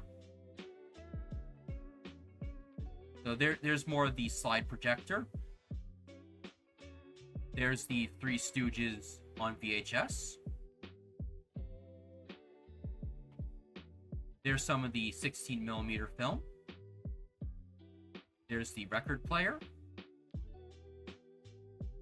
Somebody's fursuit head. More of the record player. And yeah, so afterwards, I'm just resting in the lobby. I'm like, okay, that was excited. And then, half of my brain's like, oh no, are you gonna get in trouble for that? And I'm just telling the other side of my head, just shut up. That was before 10 o'clock. And if I get canceled for celebrating our success, then that's their problem, not mine. But I didn't get in trouble for that. So I'm sitting there and somebody puts their fursuit head down. I start taking photos of it because of course I do. And you want to know the funny thing is? The person starts to walk away without claiming their fursuit head. And I'm like, I take it. I'm like, whoa, whoa, whoa, whoa, whoa. Slow your roll, buddy. You forgot this. So yeah, that was one of the fursuit parts I had to reunite with their owner. Okay, so after all that craziness, I just went back to game room. And in game room, there was this like interactive D&D that was going on. And it looks like that got quite a few attendees.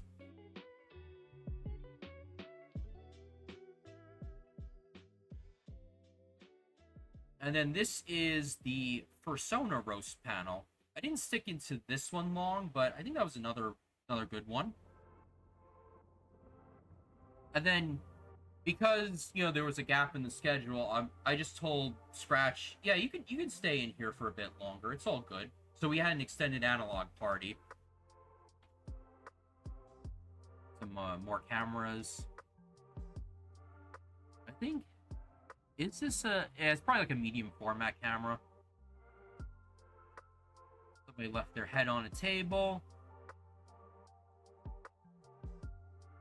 Oh yeah, and then everybody's favorite piss puppy ended up on the slide reel. Which, if you're not familiar with Reef Ruff, that's one of his like running gags, because his Sona is yellow, so everyone makes piss jokes. All right, so afterwards, I just was checking on the rest of the DJs, and this was what was happening. I think it was like around 9 or 10 at night. And then here was the other sticker board I was alluding to earlier. These are our stickers. Some I know, some I don't know. Everybody's favorite infamous skunk that ends up everywhere in the Mid-Atlantic. I do have another photo of it where it gets more filled in. Oh, there's Cedar Run, there's Carnelian.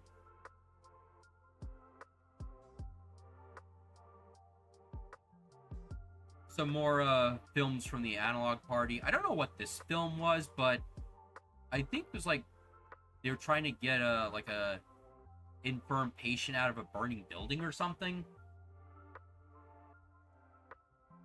I got picked with a suitor I met over the weekend, and gave them the links to a bunch of groups. They were happy for it.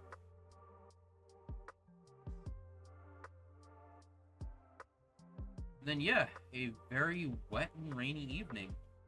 But yeah, this was like almost like towards Sunday morning, because basically after I came back to the analog party, I saw Boss Man, and basically me and him hugged it out for like having 1,000 people. We were just so damn happy. And then yeah, I got summoned up to his room for drinks, and yeah, I told Seki, Boss Man has summoned me up to his room. He understood, and I was free from programming for the rest of the night. But yeah, I had a few drinks in Boss Man's room. The famous Anfro Outdoor Adventures Jungle Juice, which probably is my favorite alcoholic beverage of all time. And then I went to another room party, which I promised a few people I would show up at. I did. It went very well.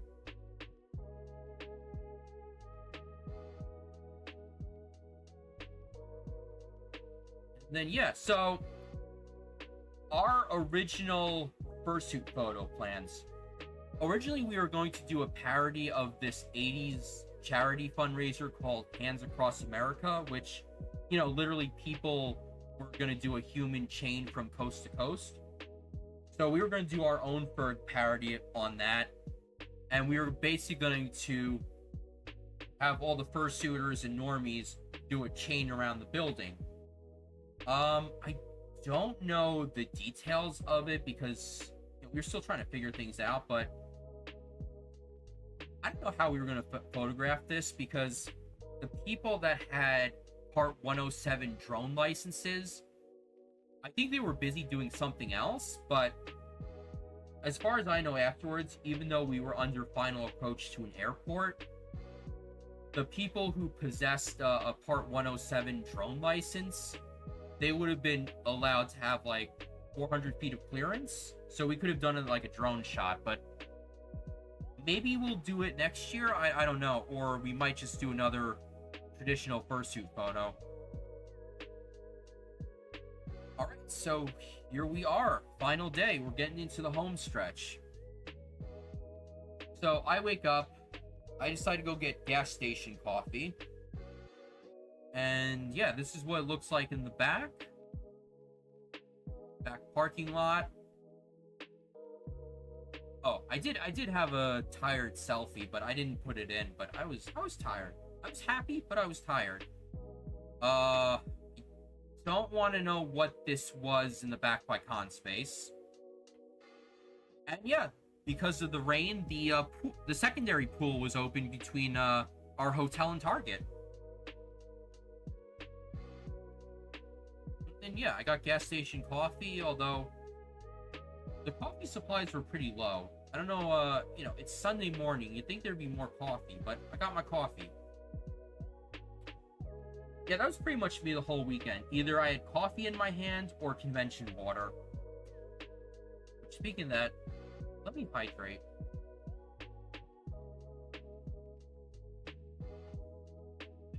Okay, much better. Grabbing photos of the random stuff on the thing.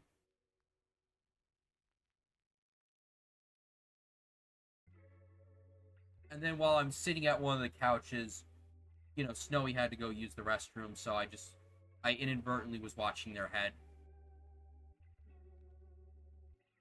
But yeah, I don't know if they've had this for like a few months. Then luckily for us, nobody like vandalized the hotel like super bad. I think probably the worst was somebody decided to slap a sticker on the elevator panel, but we managed to clean that up properly. But I don't know if this was from the con or what, but it looks like somebody, or no, maybe it was, no, I think somebody just drew like a spine in between the body and the legs here. Yeah, the parking lot views on Sunday. Like I said, Sunday was pretty good weather, but we were all starting to get tired from having fun all weekend.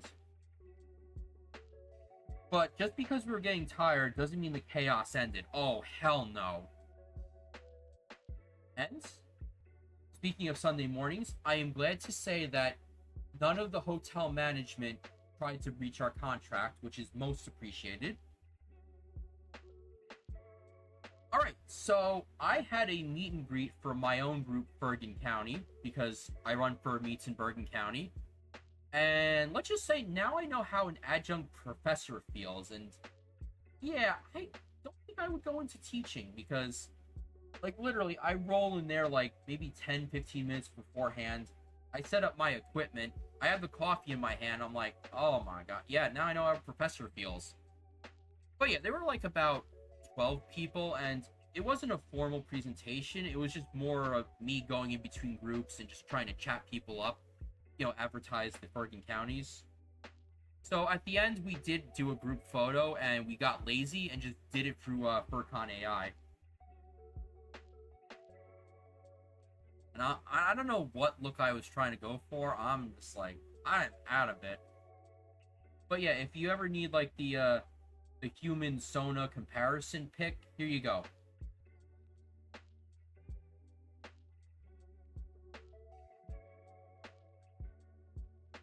Let's see. This was the trinkets panel. That was another popular one. And here is the fursuit games, which I didn't get all of this, but there is a video that that NERP did, which I think shows most of the panel. In fact, here, let me go grab it.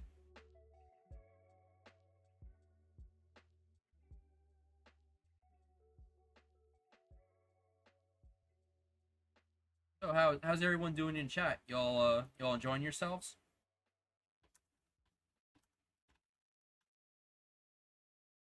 Be the first one. Yes.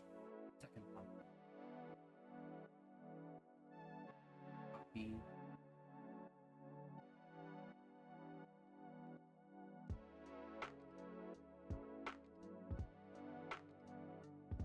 Sorry.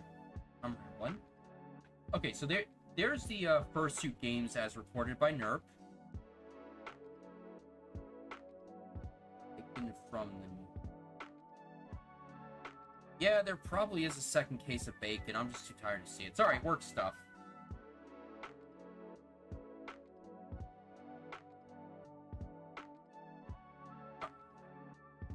Anyway, so y'all can save that link for later and watch a POV of the fursuit games.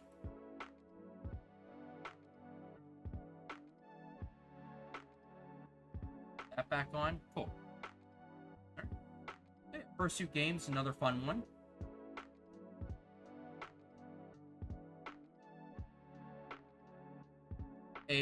Another Tansy badge that got put in there. I don't know if I claimed this one or somebody did. I think somebody else claimed this, which, you know, fine with me. And the FurCon AI kind of crapped out on Sunday. Here is the improv jam session, another favorite we returned from last year. There's Hyper Fox's head in the AV area, and there's the Yummy Plunger. And then this one was the fursuit trading panel, and basically, like I said, you know, it was strict bartering because, you know, none of these people had the proper merchant permits, so none of them were exchanging cash. But yeah, this was another popular one. And then this one, Snecky was doing a how-to DJ panel.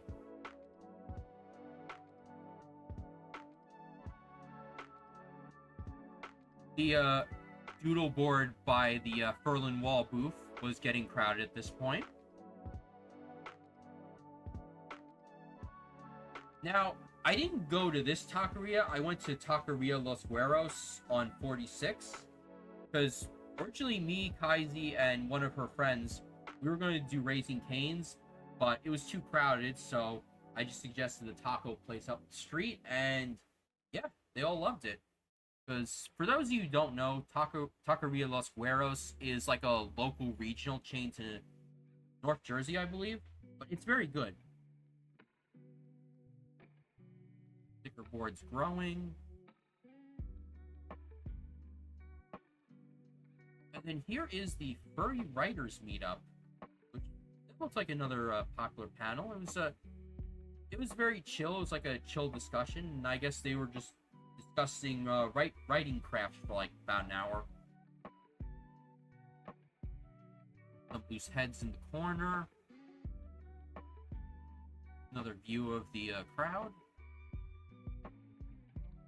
And then I just started taking photos inside the Furlan Wall booth.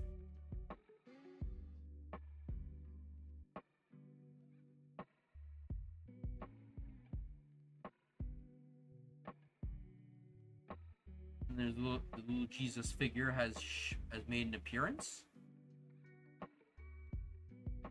Okay, so this is the final major event of FURG, the charity auction. And for those of you who weren't there, let me just explain it to you like this. Osiris, dressed up as Mother Inferior, is the one heading this. And his mission is to basically sell all the random junk we got at the charity table over, you know, Friday, Saturday, and, you know, Sunday morning. And like I said, Mother Inferior, very awesome salesperson.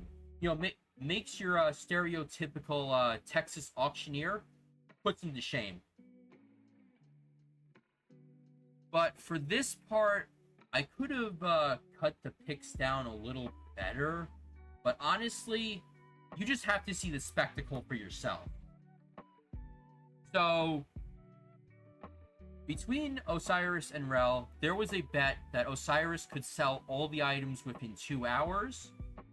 But that didn't happen, so Osiris had to pony up like a few $100 extra for the charity. But yeah, the auction started off with... I don't remember what this was. I think it was like some plush or something. And yeah, I'm just gonna go through these and, you know, I'll comment on the relevant points.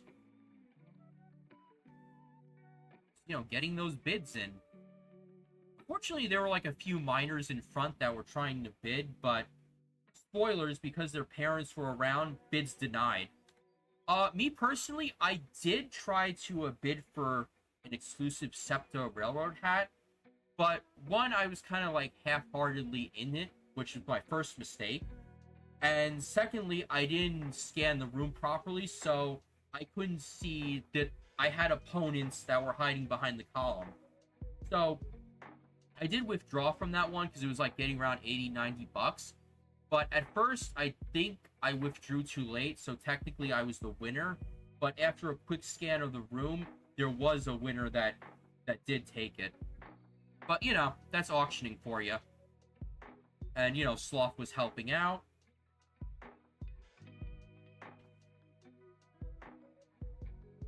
Hold on, I'm gonna get to it.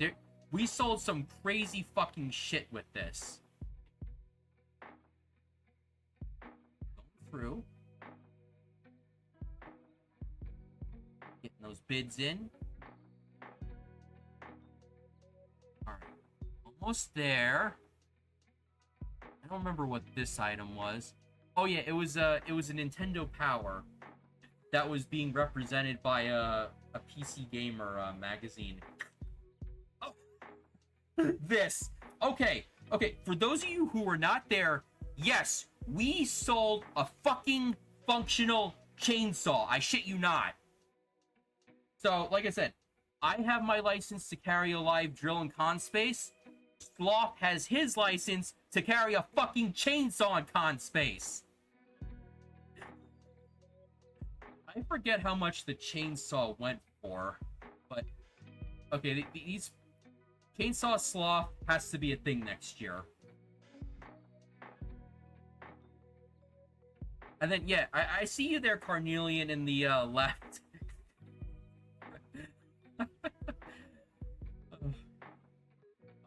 What was this? Oh yeah, some I think it was like old Sports Illustrateds and stuff. Let's see. A painting of one of the Cedar Run critters. We're auctioning that off.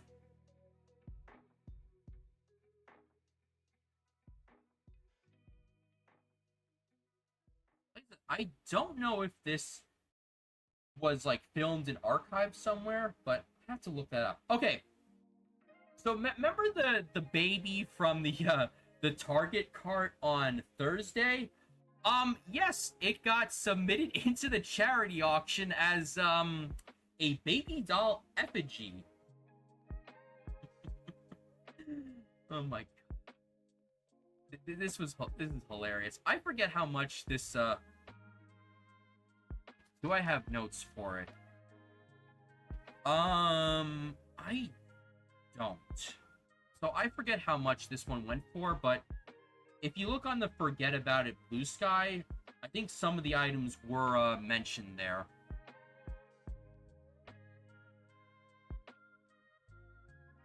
Oh my god. Rel over here, they're just enjoying this chaos. They're also enjoying the fact that, you know, they won the bet and, you know, Osiris lost. Alright, what is this?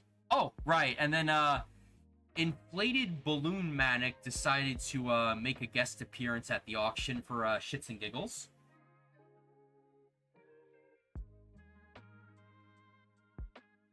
And then, yeah, one of Tax's t-shirts was up on the auction. I don't... Maybe this one went for around 100? I don't remember. Someone's gonna have to fact check me on that. There's the Wawa pole I was talking about earlier. And yeah, it was literally brought on stage.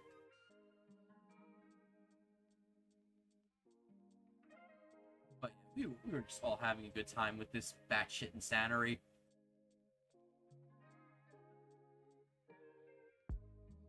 See, a bunch of Art of Ashley, what our convention mascot, was sold.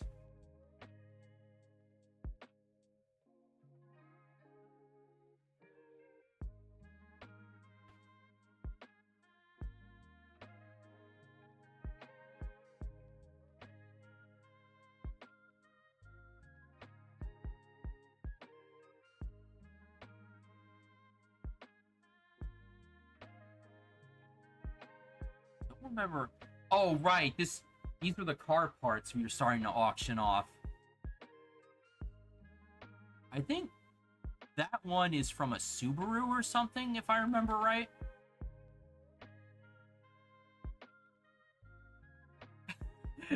Okay, so one of the items was the contents of Osiris's pocket, which cigarettes, of course.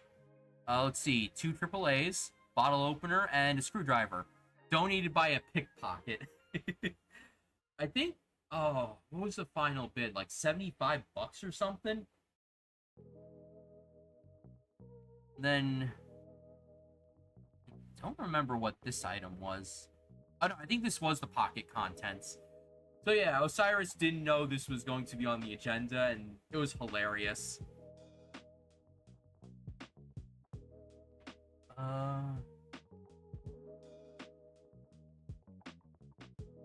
And then, yeah, one of the charity... I think this person on the left was one of the charity peeps. I'm not sure. But, yeah, they decided to just wear a life ring on their head. It's funny. Yeah, I think they are one of the charity peeps, because they're helping to move items to the stage. Oh, yeah. Oh, this was the phone. Yeah, that's the old phone.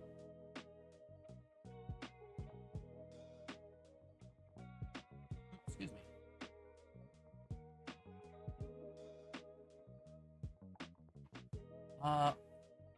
Was this what I think it is? Hold on. I can't tell. Okay, so one of the items that was on auction, it wasn't a whole literal fox pelt. It was like the face fur, and I mean that one was kind of like, should we really be auctioning this? Now, I mean, honestly, in my personal opinion, if the pelt was like decades old, I'll give it a pass. But if that pelt was made in like the past 20 years, that's just a massive bruh. I don't know if this was it, but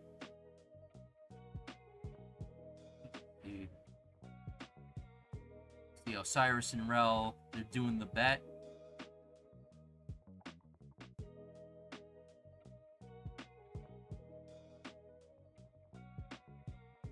Oh yeah, I think these were also old magazines.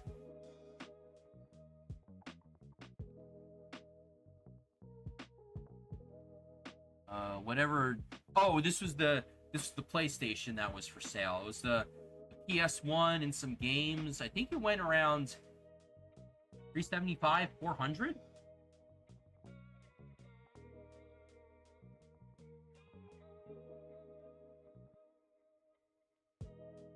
Oh yeah, I think this was the fox face pelt. Yeah, that was kind of awkward, but I mean, hey, we made money off of it. We get to help living creatures, so I guess its death was not in vain.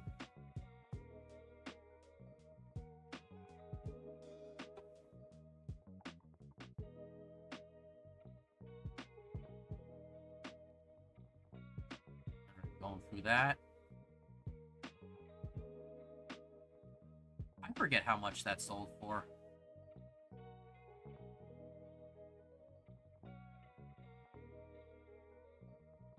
Okay, that one was a little blurry, but I just left the whole sequence in.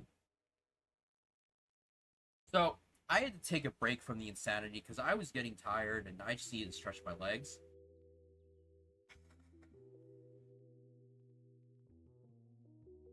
So, you know, there were people that were set up in the back parking lot and the lobby, and they were doing a bunch of fursuit photos that did end up on Fur Track. Kind of a last look at the Furland Wall booth, which I will explain a theory of mine on how this is going to be repurposed for next year. But yeah, at this point, Dealer's Den was shut down. There were no more officially scheduled rooms, special panels in the panel rooms. The only things that were open were main events and the game room for the most part. So I think the game room's starting to pack up at this point too.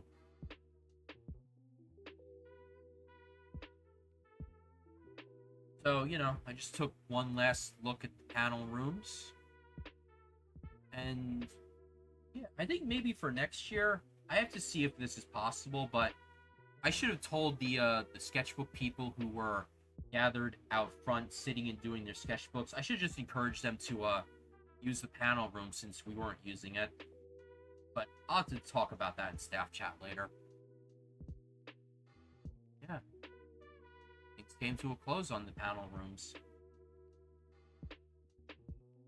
And then, you know, we had QR codes to Google Forms for con issues. I did use the water one quite a bit. And I think it was an okay response time. You know, not like lightning fast, but, you know, the water did get refilled. Grabbed an otter that was wandering around. There was a doodle board out in the lobby. All right, so I come back into the charity auction. I think, yeah, we're auctioning off the cutout I was showing you earlier at the car show.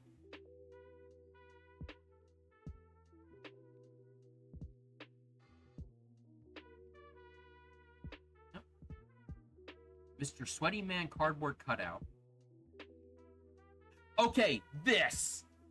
So, one of the items that was being auctioned was a cremation urn.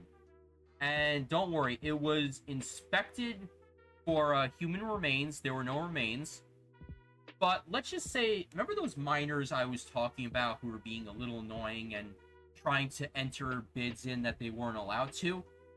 I think earlier in the day, they joked that Osiris was going to die in like 2 weeks of the convention ending, which is May 10th, Mother's Day.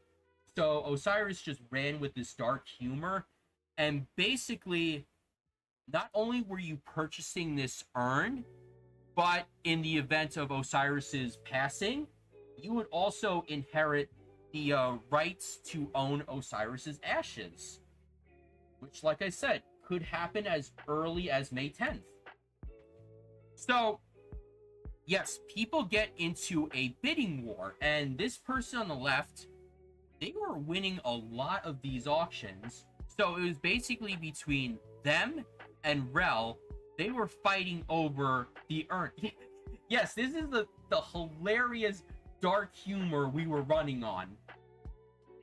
And this person, they did win the bid, but for a second, because Rel is also the chairperson of another furry convention called Western PA Furry Weekend in October. And if they won it, I was going to barge into their chat and be all like, hey, your boss just purchased the rights to our boss's remains. And then the whole chat is like, what the fuck are you talking about? But no, it didn't happen like that.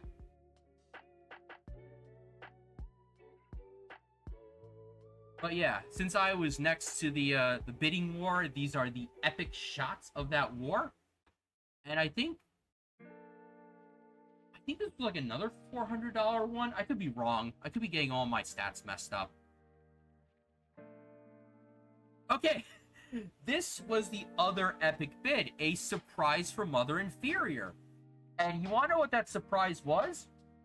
Basically paying to have the privilege of throwing a pie into our convention boss. And I'm just going to let this whole sequence play out. So we got the bids. I think it was like $300 to pie the chairman in the face. So we're doing the bids, and then we're preparing Mother Inferior for the pieing. Let me see. Okay, so we sat him down.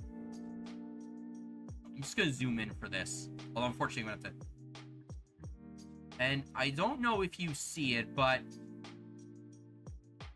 let's just say we had to make sure he wasn't gonna weasel his way out of it. So.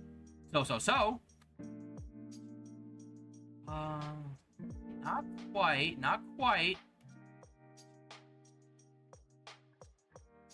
I wish I had higher resolution for this, because I was all the way in the back. Okay, I think you could. I don't know if you can barely see it, but let's just say we had to handcuff him just to make sure he didn't escape this. Yep, there we are. There's the cuffs. We have had our chairman cuffed. Take that quote out of context. I don't mind. In fact, I enjoy it. And yeah, we got him. He ain't going anywhere. Then let's see. I believe the next step of preparation was. Yeah, because like I said, this was the surprise. I knew this was going to happen like a few months beforehand, but obviously because it was a surprise, it went into the special part of my memory where I conveniently forget it. Capiche? Alright, we're preparing. What was the next part of this? Next part is... Okay, we got like a baklava on him. Yeah, because remember, the Mother Inferior costume, it's not like your standard, like, Halloween grade nun thing. I think it's a little more intricate than that, so we just had to take a few preparations. So just getting an iconic photograph. Rel showing off the wonderful cream pie that's heading straight for the face. Okay, that one's a little blurry. Just prepping. More prep. Okay, yeah, we do put a plastic cover over him. Just, yeah, okay, so hair's exposed. Plastic cover. Yeah, there we go. Alright. And then, just keep going.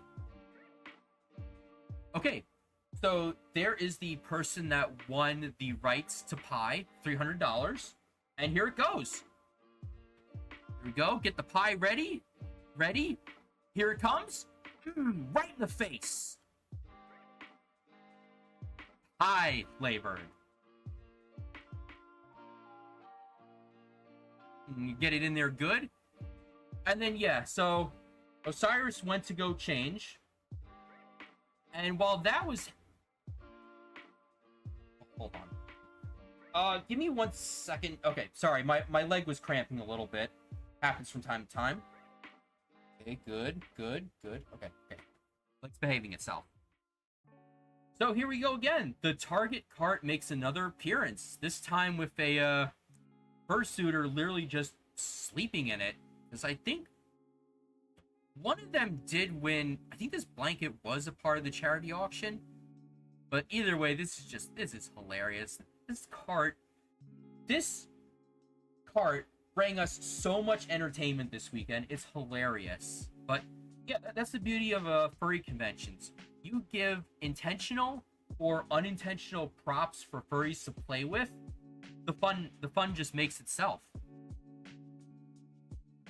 All right, so charity auction went over. Osiris had to pay some money to the charity because he lost the bet, and then we just went straight into closing ceremonies.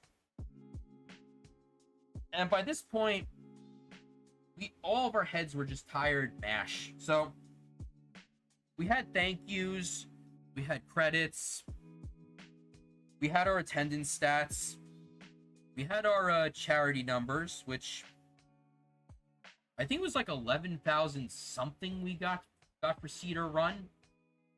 And oh yeah, we had our final push, which was basically Push It to the Limit was blasted over the speakers, and everybody just had like a last minute rush to, throw stuff into the buckets. I think I threw like two $50 bills in there, but yeah, that's my favorite charity activity besides the auction. But yeah, closing stats, we have Osiris Chan in the Yakuza Kiru suit. Yeah, we're just like glad this was another successful year. Oh, okay, that is some hilarious ear placement with Osiris and then Cat in the back. That's funny. I like it.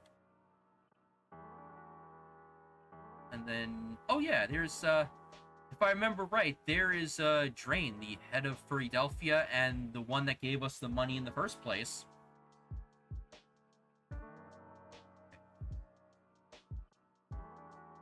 Give me 1 second. I don't know why the Windows Photo Viewer is being a little bit of a butt. So I'm gonna have to not start from the back, obviously, but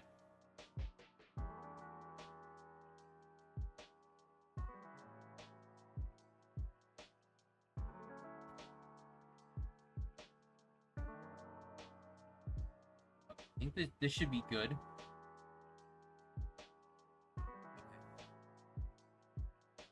Okay. Alright, we saw these. Alright, there we go. That's a good one. And then, yeah, we brought the Glitzy Fox crew up. Give them their applause. And, yeah, this was just a far shot of the crowd.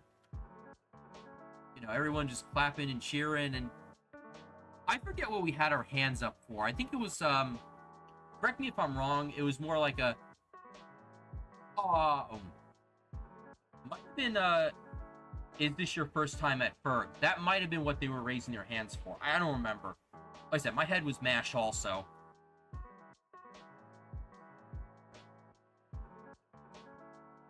So I did step out for a second just to, grab, like, probably the final fursuit photo I got at the convention. And then here we are just tabulating charity stats, and the Cedar Run people are up on stage. And then here we are.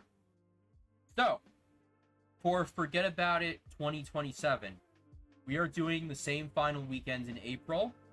We are doing the same hotel. And our theme is Cosa Nostra, this furry thing of ours.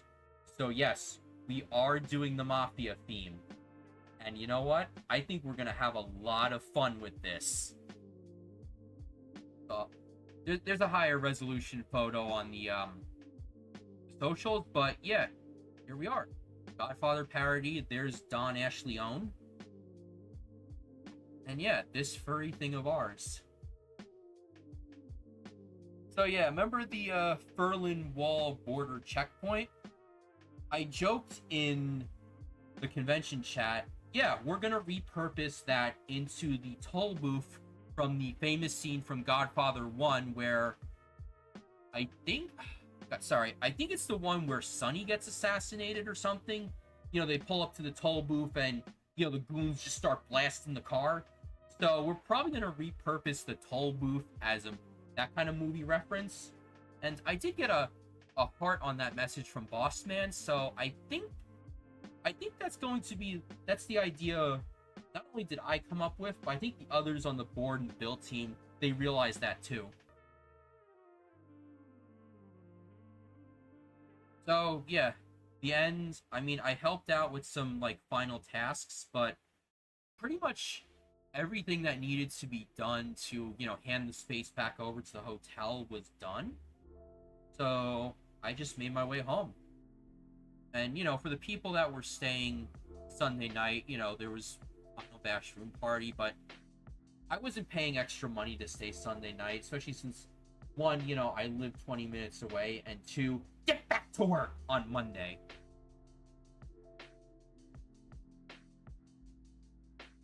So yeah, back on 80, and this is at the Passaic Bergen County line. So it's like, honey, I'm home.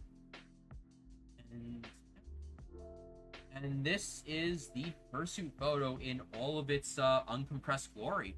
In fact, I'm gonna zoom in and just go through it. I'm not gonna name everyone, but this is Osiris. Now, he doesn't suit up much during the convention, but this, I believe it's a coyote. Might be the coyote, might be the jackal, I'm not sure. He did this custom job himself. So, you know, he's also a fursuit maker. Man of many talents. There were the miners. And like I said, if you all are watching this, well, technically you shouldn't because this is an 18+ stream. Don't mind me. I'm just the old man that complains about kids these days. Which, you know, I shouldn't because, you know, like I said, we need a whole new next generation of convention leaders. And, you know, we gotta show the House of Kage that, you know, us, you know, 30-somethings and younger, it's our time. It's our time to shine.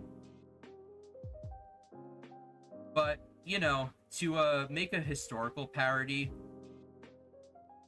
I see the effigy of Ashley carved into the chairman's chair.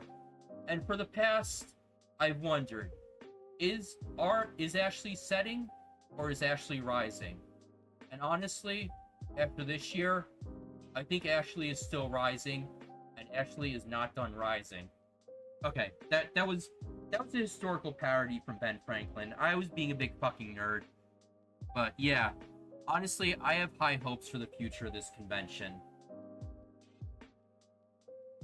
But yeah, will we ever be the biggest furry convention on Earth? I don't know what the board wants to do, but I think the consensus is we don't have to be the biggest furry convention on Earth. We just have to be a very good size where we still have those intimate community vibes, but, you know, where you know, people don't get lost in the crowd or are stuck on registration lines for like 5 hours. I know. I'm throwing shade at AmphroCon, even though I still want to go to them at least one year, but work is making that difficult, and unfortunately, because my passport expired and I don't have a real ID, I legally can't use an airport, which sucks. There's the Glitzy Fox people, there's Hyper.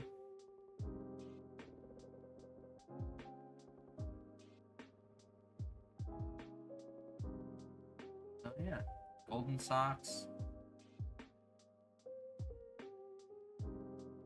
Taylor. There's Remote, which is regular Car's fursuit. There's Tom. Have Someone. There's Nerp. The one that got clicker trained the other night. I know this one. Don't think that's the one Gadget and Gizmo made, but I could be. Oh, there's Gadget. Oh, God, I think Gizmo got hidden in the back. Oops.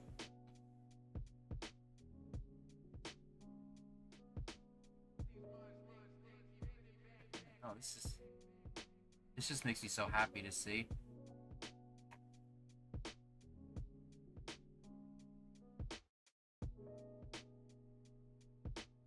We did it. We fucking did it. Okay, okay. Hold on, let me focus before I get all schmaltzy on you guys.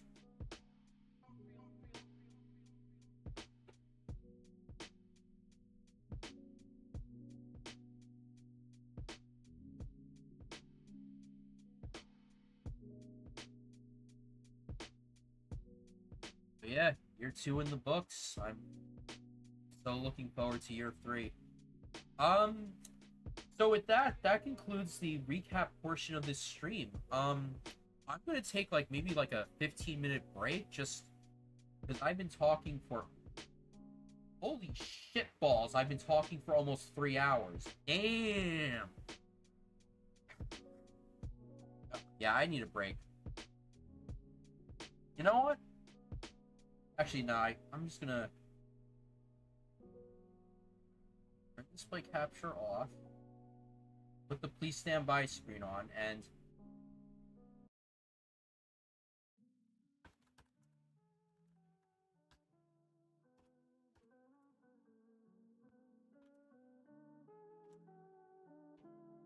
so yeah, I'm gonna take 15. Y'all get some hydrate also, and then I am going to play a game. It's called Metropolis 1998.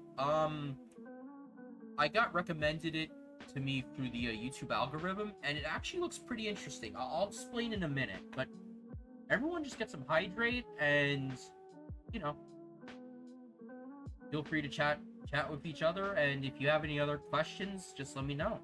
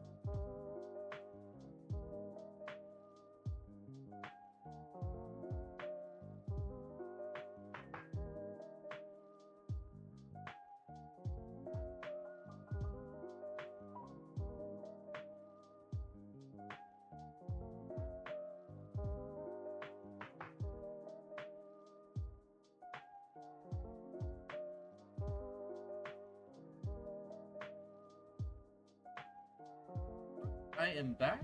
Hope you all got your hydrate. So, it's currently 4:16 p.m. where I am. So, maybe I'll stream for like another hour, hour and a half-ish. Because, yeah, I didn't realize how long the FURG recap was going to take, so...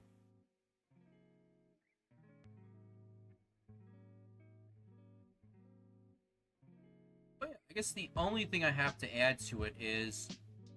So, for the Target shopping cart, here was the final part of the lore for that. Somebody put a sticker on it, and then Kaizi encouraged Ember and I guess whoever else was pulling the cart to return it back to the Target. And yes, they did return it back to the Target with Ember inside of it still wearing the Espeon head. And the Target staff found it hilarious as far as I could tell. So we're gonna get into a game, and if you notice, the category has been updated to a game called Metropolis 1998. I found out about this a few days ago when I was browsing my YouTube algorithm, because the developer Yesbox, if I remember that right, posted like a little like let's play expose on what they have in development, which it is a free demo on Steam. So I'm gonna boot it up, and then I'll show you what it's all about. But yeah, like I said, if you like SimCity, if you like The Sims, if you like Roller Coaster Tycoon, this is gonna be up your alley. Let's see. Everything should be good. Alright, thank you for trying Metropolis 1998. This build is an alpha demo. Some features are not implemented or complete. Currently, no log your analytics, report the bugs. I guess Chase is the developer person. Let's see, major alpha updates. Okay, so we got terrain, there's building levels, there's some gameplay in, some icons, tilt shift optional, upper lighting. Like I said, the sprite work in this game, I like it. Businesses, economy. Okay. So we're gonna generate a new city, and right now the maximum world is 300 by 300 tiles, otherwise known as 3/10 of a square mile. Because it looks like the max right now is like 3.5 square miles, which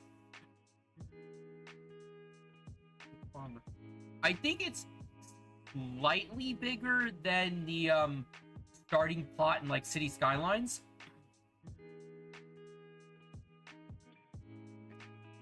But let's just generate.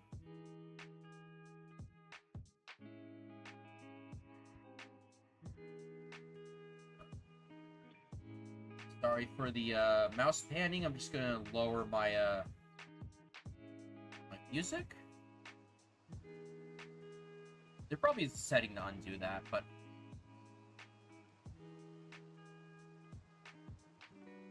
right, WASD, because we can't have arrow keys. Yeah, there's no keybinds from what I can tell, but we'll fix that. I mean, it'll be fixed later. All right, so F1 for controls. Let me see. All right.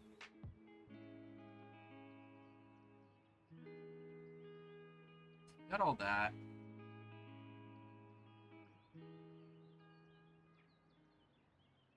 Oh, what's the closest window? Okay. Hold on. That's not what I wanted. Oh, okay. That was... I didn't even press F1. That was some other keyboard function. Okay, so...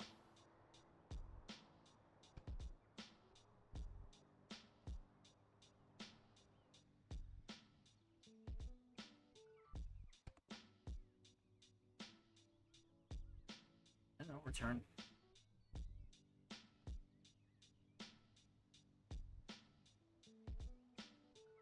Alright, so unfortunately I closed out the windows, so I don't know what's going on with that. But yeah, so here is the game world. Each tile, I believe, is like 10 feet by 10 feet. And as you can see here, this is very reminiscent of Roller Coaster Tycoon. At least on my end, there's a little bit of screen tearing. But here, let's zoom in and see the sprite work of the trees and like maybe like this like drier, leafier terrain. Damn, this looks good.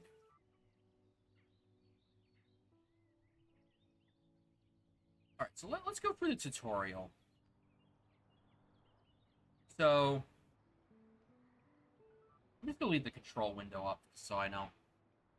Alright, so we have our starting world, and we have this this highway.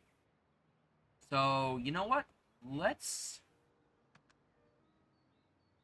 going to do...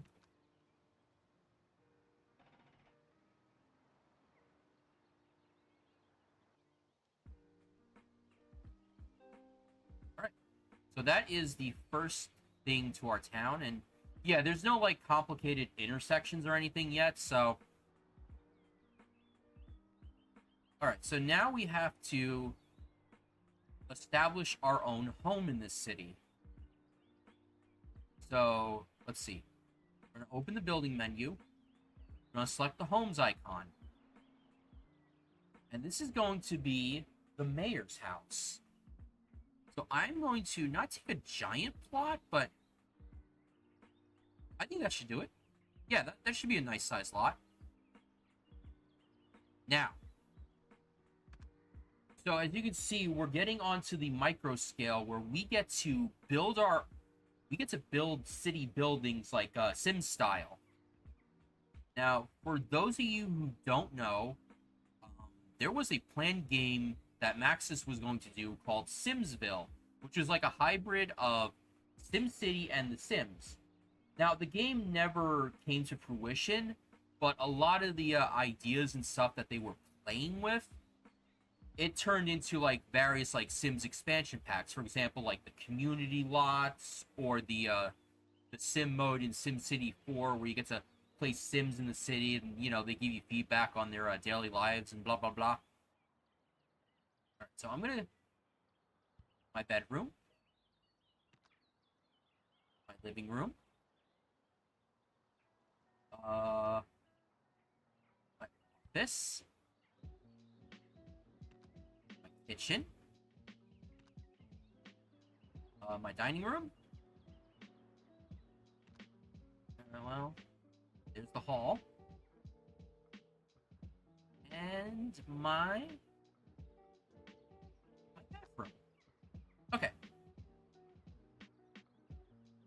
So, like I said, this is one of those things where you could spend a lot of time doing. It's like the character creation of this game, but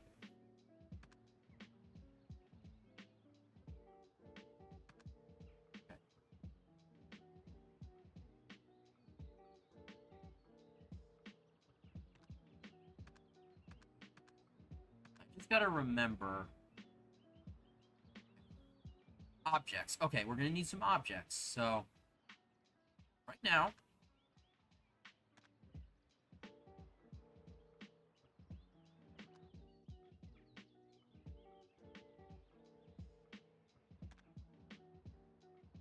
hold on. I want to check the controls again.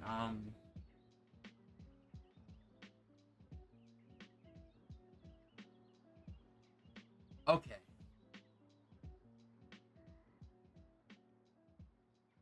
Okay, so there we go. Okay. I'm just gonna put some doors in here.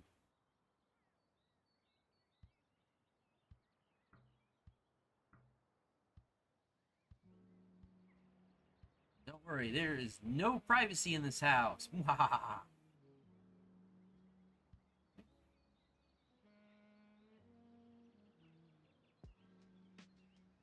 that. Oh, put some windows in. How about, yeah, these ones.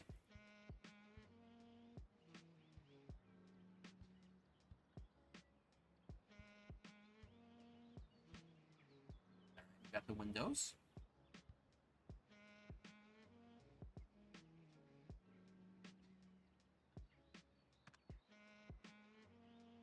Now, since that's my bedroom, I'm just gonna leave a bed there.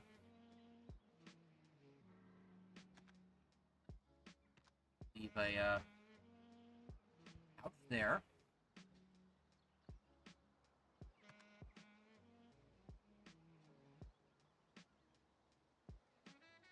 Fridge. And a stove.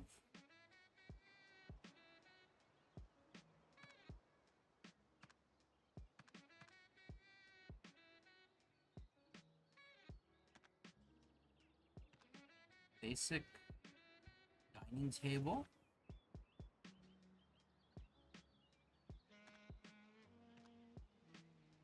Leave that there.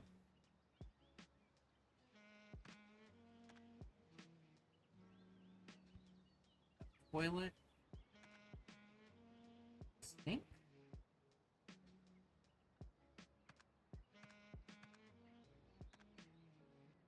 Let's have a desk over here with a basic chair. So I know eventually, based on the video I watched, the developer does want to have a player avatar that walks around, kind of like how you got El Presidente in like Tropico 3 and onwards. Not the hall.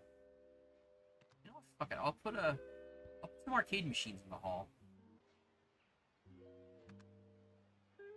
And yeah, you could. You know what? Let's make this.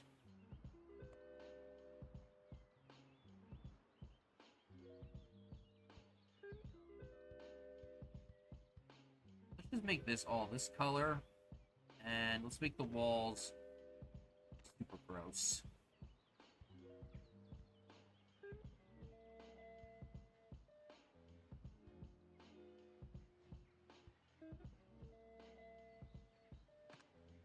Oh, lamps. I could like. Oh, you can do ceiling light. Okay. I don't know what the heck kind of ceiling lights these are, but okay.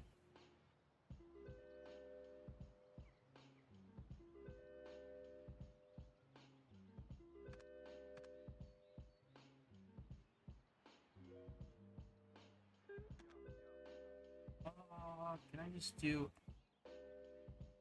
Yeah, there we go. Nice, weird yellow roof.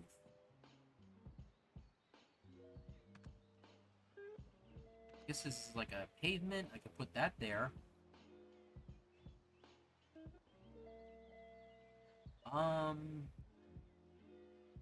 What's that driveway tile? Let me see.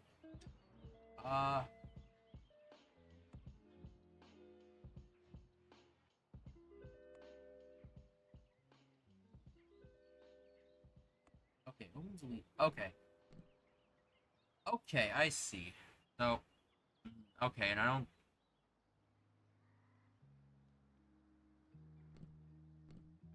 Okay, I see how I got it. So I think this is the driveway. Alright, there we go. Alright, and as you can see, it's afternoon, so the world's starting to light up.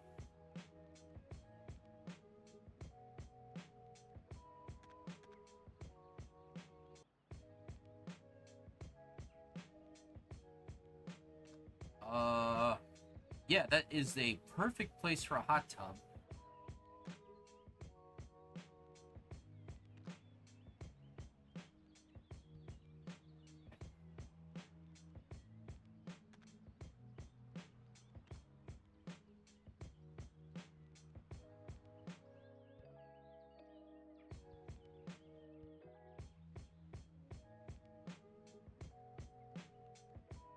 I'm gonna get that. WASD.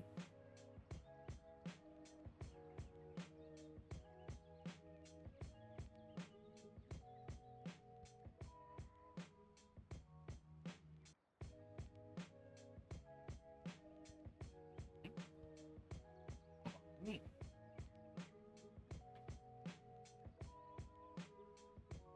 Oh, okay, Q&E. Cool, cool.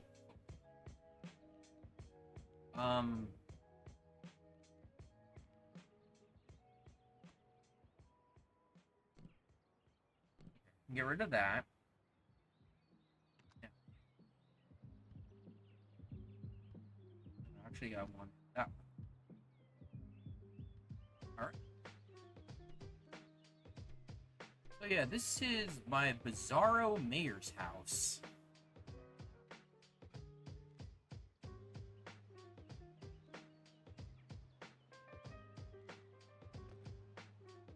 So now I gotta click the sail icon.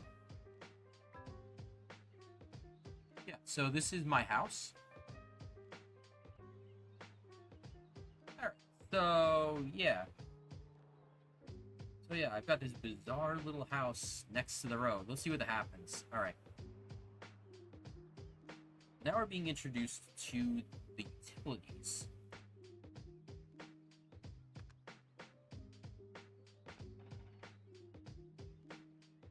It's going to go over here. And yeah.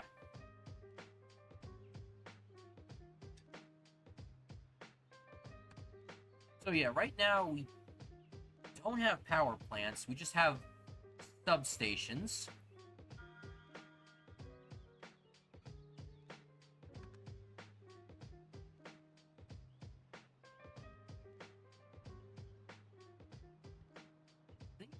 Okay, yeah, so I'm just gonna bring this to the road. Because unlike City Skylines 2, the roads don't automatically come with the utilities, but you can just quickly add them in.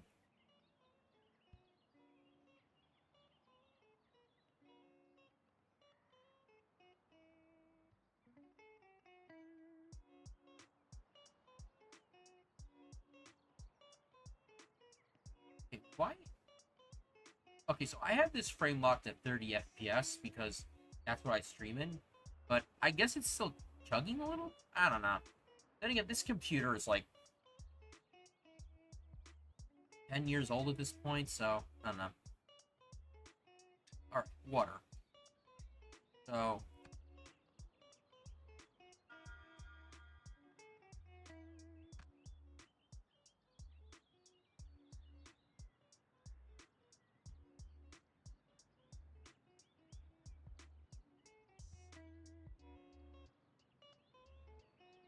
I will need a sewage pump. Now, right now, there's no pollution mechanics in here, so I can get a little devious and just, place it like this.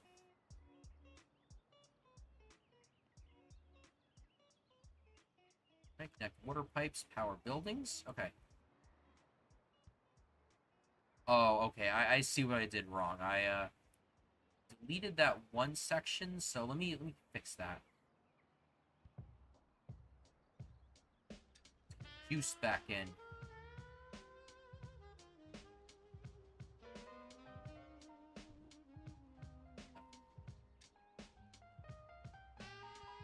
There we go. Are we good? We good. Yeah. Golden. Alright, so now we open the service buildings. And if I remember right, just like what we did with the mayor's house, we could also make our own custom service buildings. But for now, I'm just going to use the pre-builds the game comes with. So yeah, we got a gas station. And some fast food.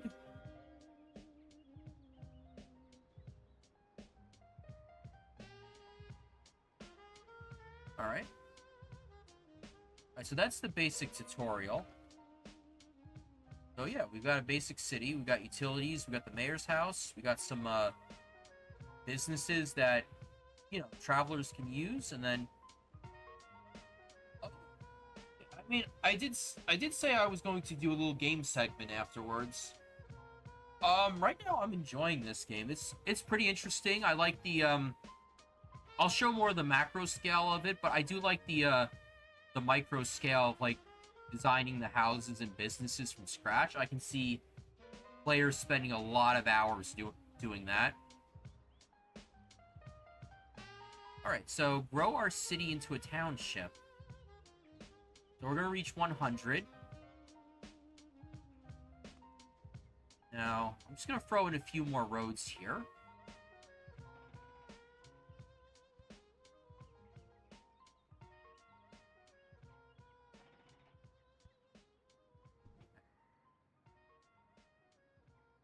I'll probably put a little neighborhood back here.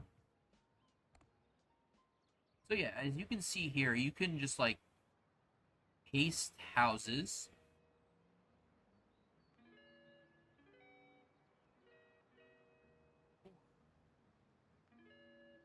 There we go. You can place zones for the buildings to grow automatically. Now, Let me see. I'm gonna pause for a second.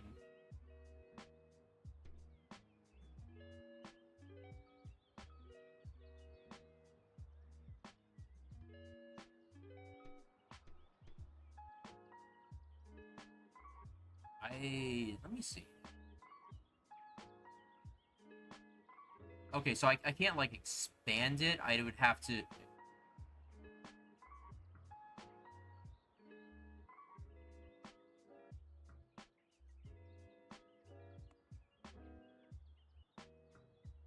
Do I have to be unpaused to demolish the zone? Okay, I do. I want to see. Okay, so no, I can't block the utility pole line. Alright.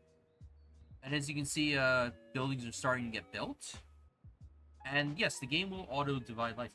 Yeah, right now, it is a free demo. It's not gone into early access yet. That'll be... Like I said, my request, I want arrow key functionality in this, but, you know. Extend that there.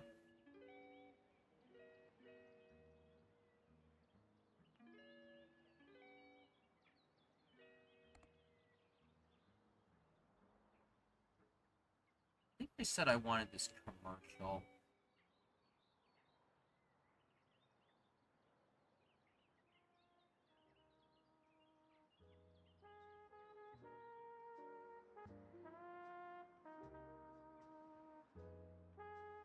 But yeah, the houses are getting built. And just like in City Skylines, they do have a level up system where, you know, the appearance of the buildings change over time.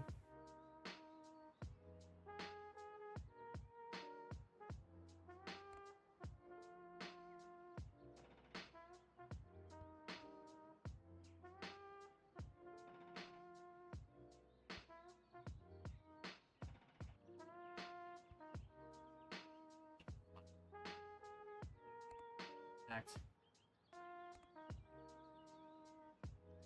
Will it let me... Okay. There is a limit on how big you can do the AutoZone plots. I think. There we go. Ooh, shitballs. That's a... Okay, good. It subdivided a little more.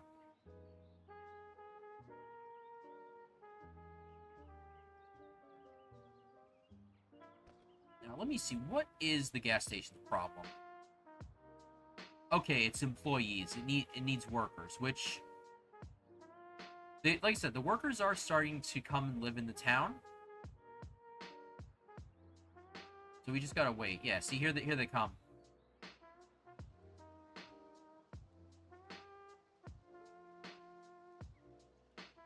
And, yeah. Just waiting at the light.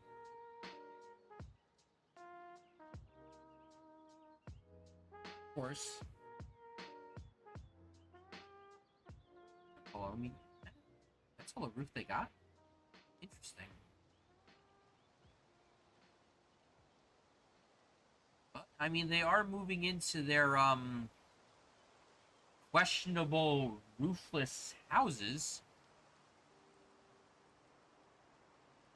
Okay, so we do have a road condition. I don't think that was implemented yet. Traffic, electricity,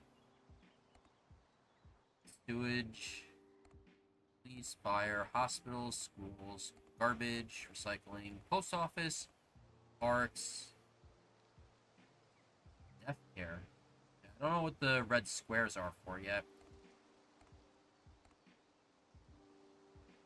Okay.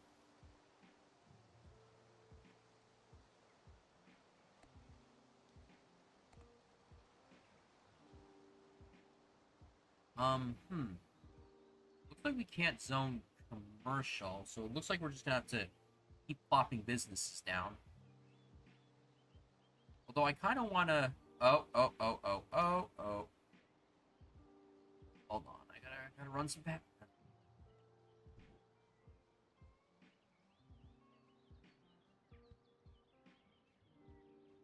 Get this fixed. You there. Thank you. We cool. Yeah.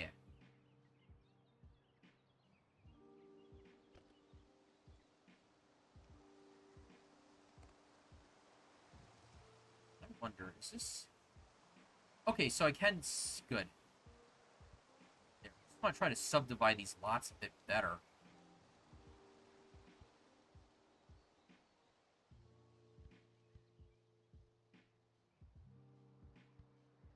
Let's see. Can I? No, that's way too small.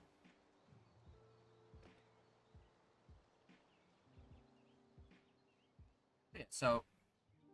Okay, so walls down. Tiny walls. Bigger walls. Full walls. Less.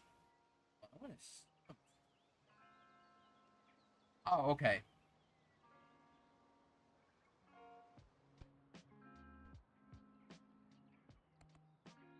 Oh, okay, okay. There we go. Now they look like proper houses. Okay, why the fuck am I Okay, either... I think this game probably needs some optimization. Because it should not be chugging this bad. What the fuck, man?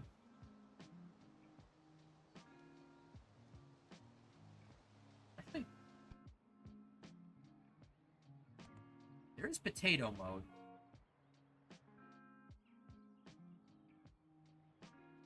Let's see if potato mode helps with that.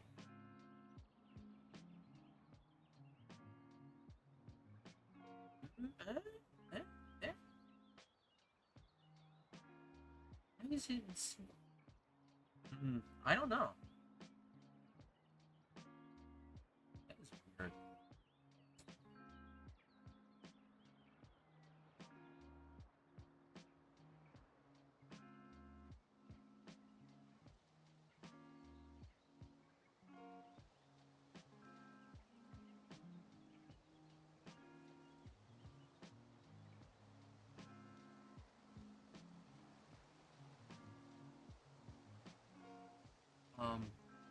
Yeah, so I don't know if this is my machine or this is an optimization issue that has to be worked on. Yeah, we still need a lot more people in this city. Oh, I mean, they're coming in.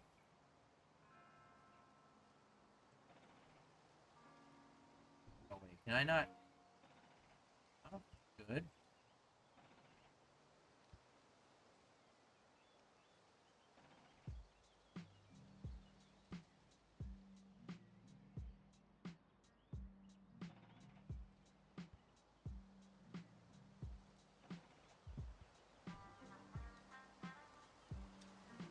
Alright, let me just,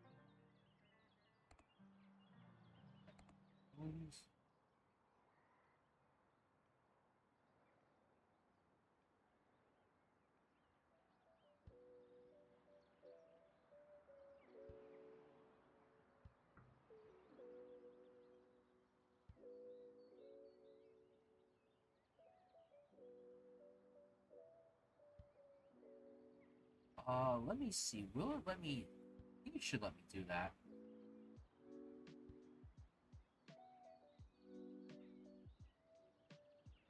That's...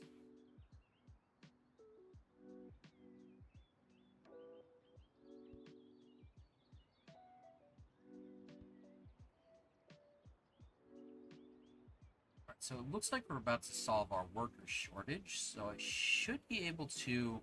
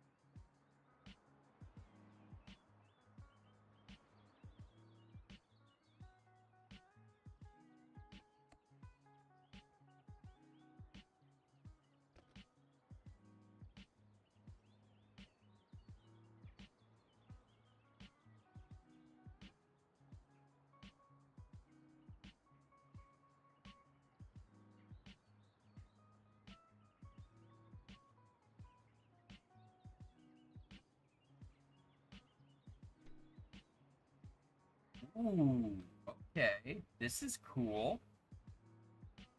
Got like a top-down like GTA 1 style. Oh, this is okay. Okay, I like this. I like. What else we got? Okay, so that's just the isometric. Alright, there's a rotate button.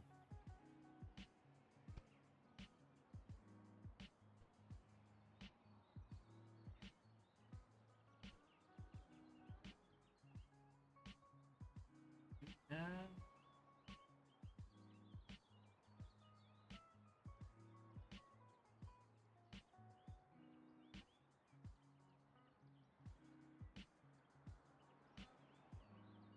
oh, still demand for residential.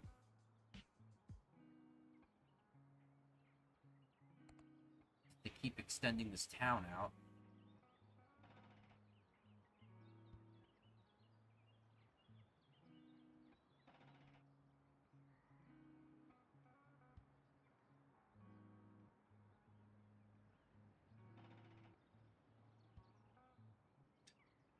Because I keep breaking the damn connections.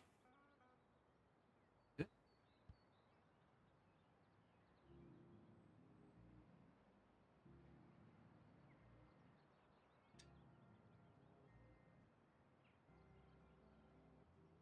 Technically, I don't have to lay out water pipes for the lower density stuff. I'm just doing it out of habit.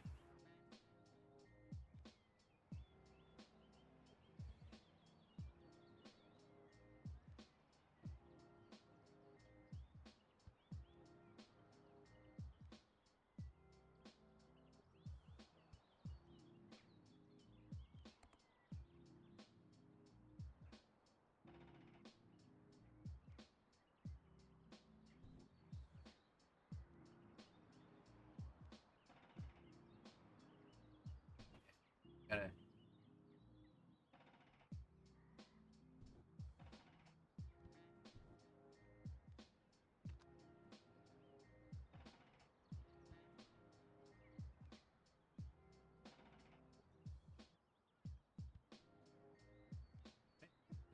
Utilities, yeah, I'll just,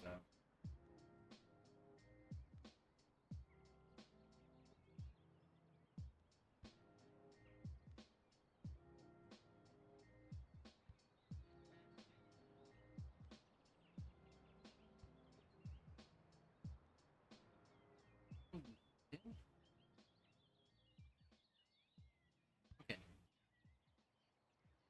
Here we go. I don't know why it's. Hmm.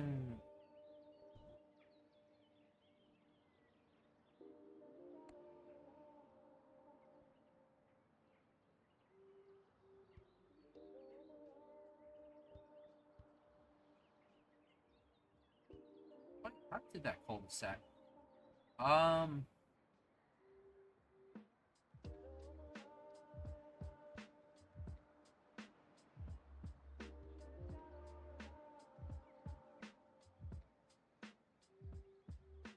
I probably have to extend the road. Hold on.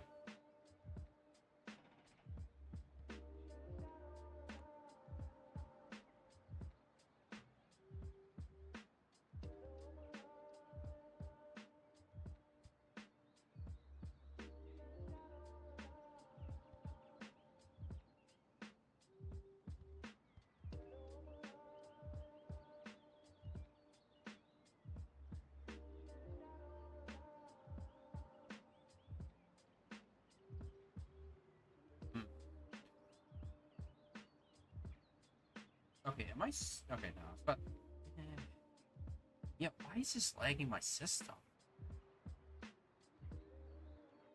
All right. Okay, so we looks like got the worker situation solved. So, you know, let's see what we got. We got a grocery.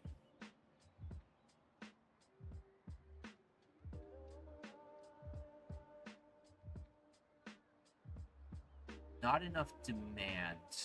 Okay. I think we just have to wait for people to move in, and then I can place more stuff.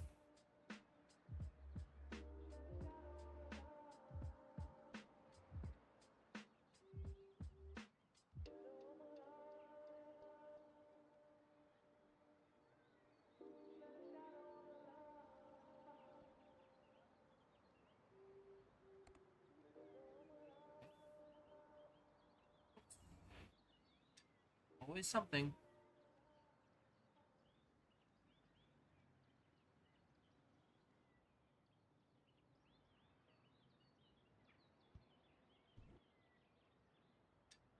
Oh, yeah, now it's starting to turn to nighttime.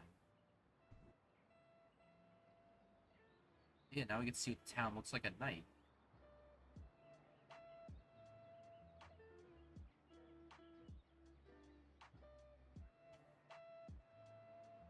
Then, ooh, wow. Okay, the sub shop is crowded here. Let's look in. So yeah, it looks like yeah, we got some workers. They're doing some stuff. There's some customers.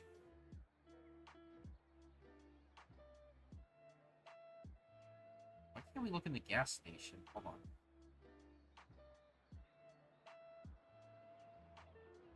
I don't know why we can't look in the gas station. Oh, there we go. There's the very weirdly oriented pumps. I'll give you that. And then I guess there's the bathroom and the convenience store. Oh, not enough telecommunications. I think that might be what. Oh, wait. Hold on.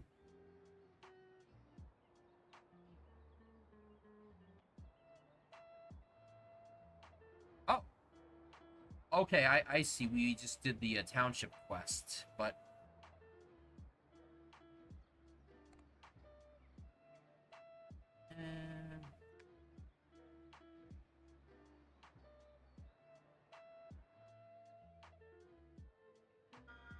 guess we'll just place that there.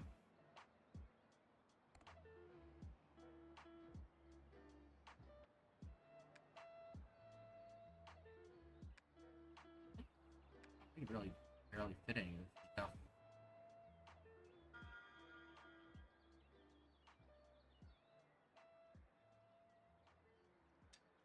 Oh, okay. Oh, okay, I see.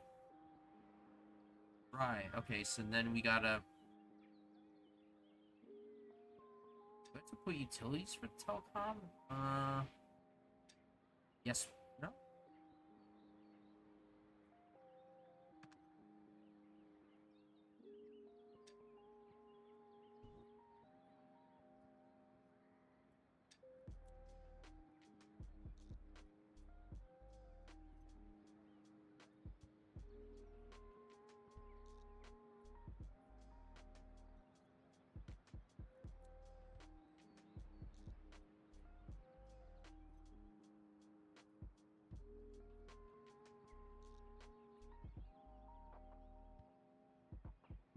Okay, got that.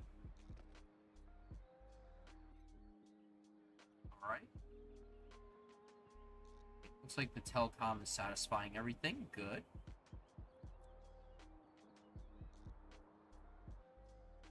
What was I trying to place? Oh yeah, I was gonna try to place a school. Oh wait, no, I already got one. Ugh.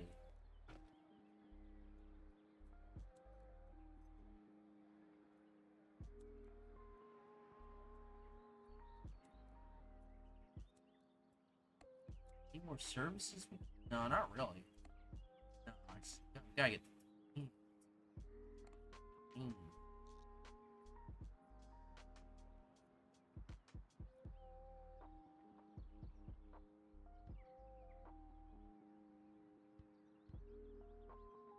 I hope the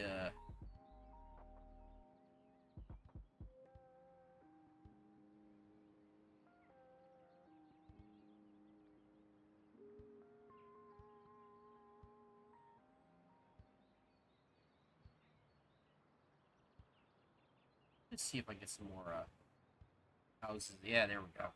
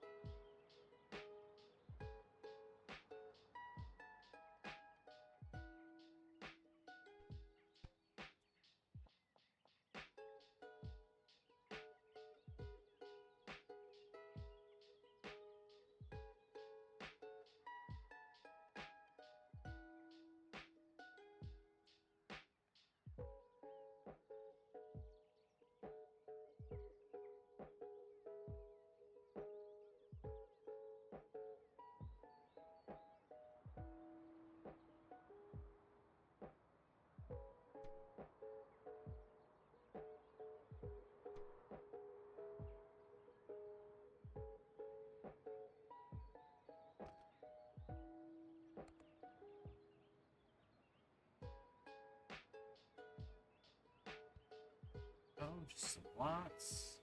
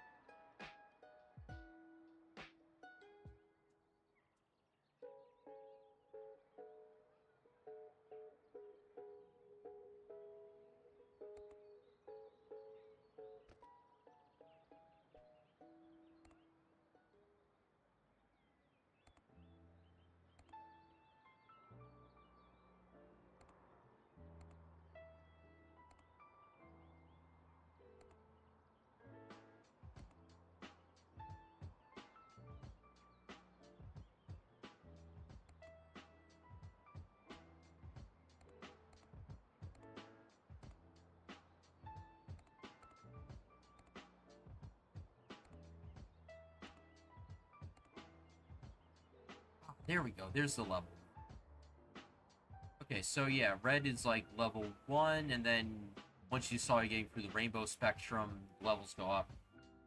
Hey, how you doing? Welcome on in.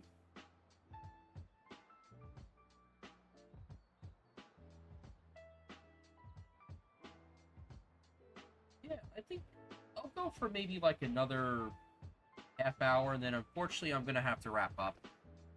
But in the meantime, just take it easy.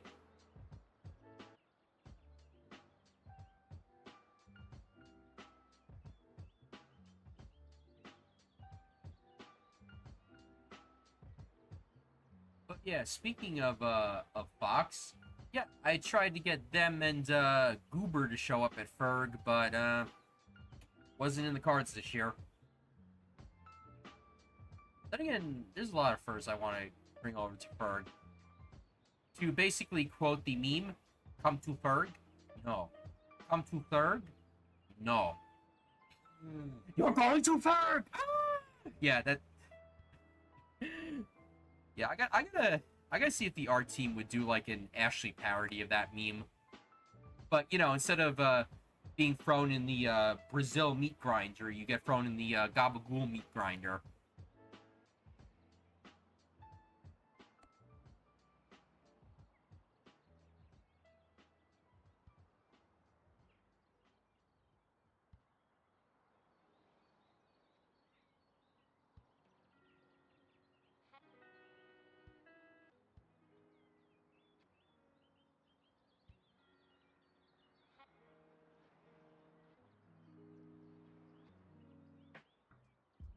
Oh, I see. That's all one line. Ugh.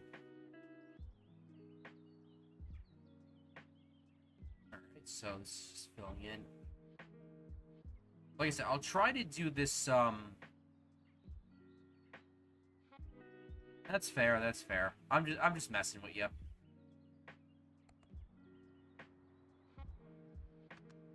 But yeah, so, yeah, Fox here has a new fursuit, and it is cute.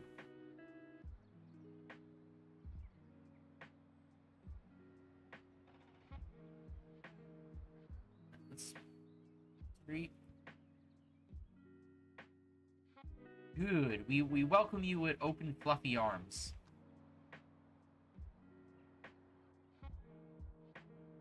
And I broke my utility connection again.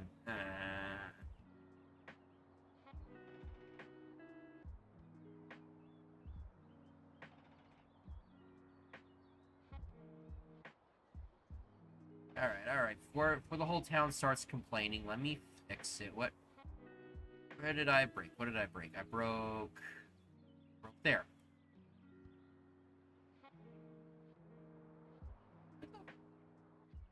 Come on.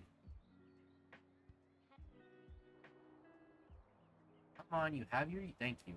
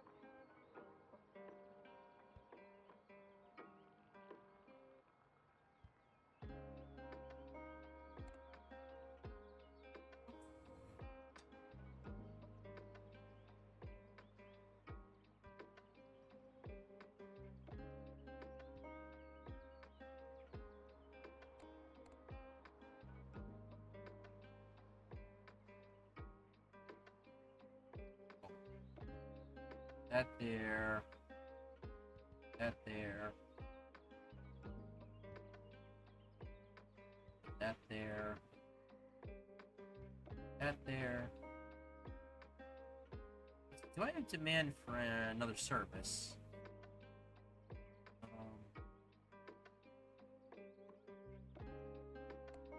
Okay, I actually do have demand for a grocery store.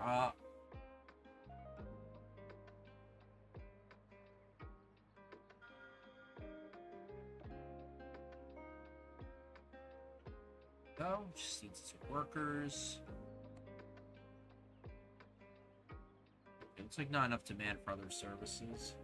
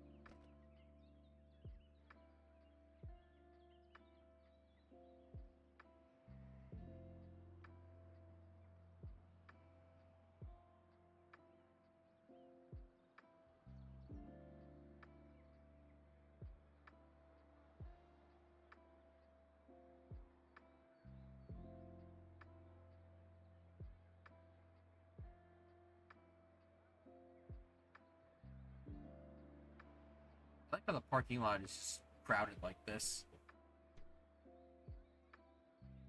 Yeah, just...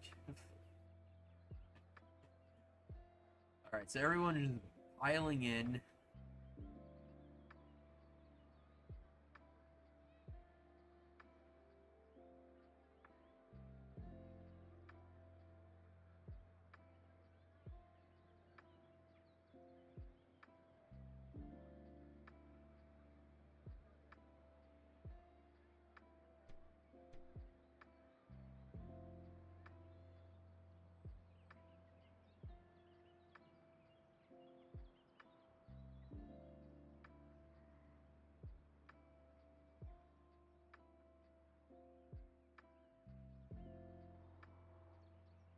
Okay, I did not finish the...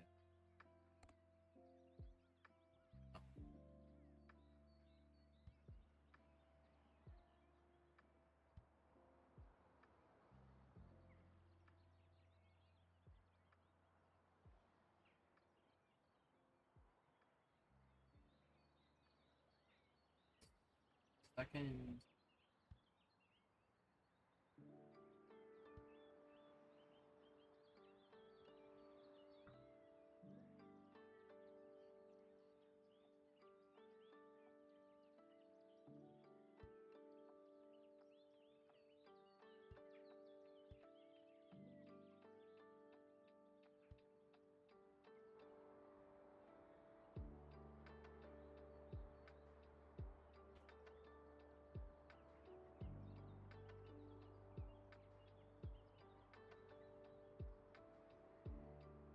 let's see, meats in general. Well, the next one that I know we're definitely doing for Fergan slash New York City Fur Meets is we're doing the the New Jersey Gamers Symphony Orchestra on May 30th. And that's going to be in, I think, like, Denville or something.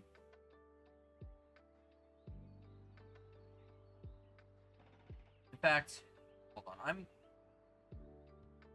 I will grab a calendar to give you a link for. 1 second.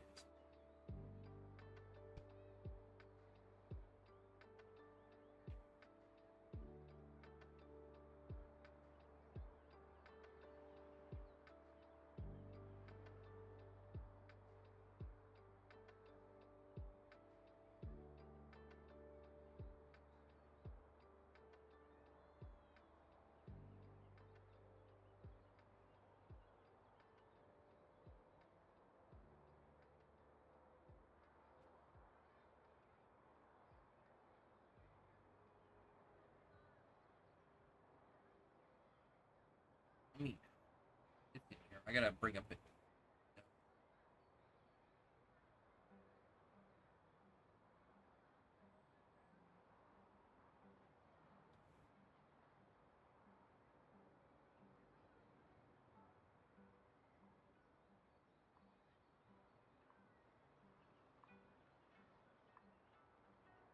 There you go.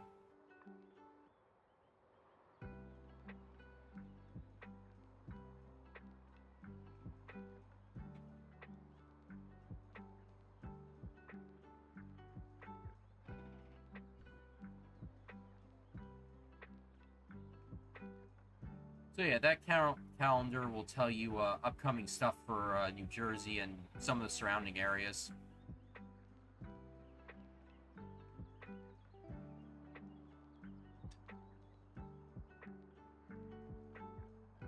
And since you're already in the Furgen chat, you'll probably hear about them too also.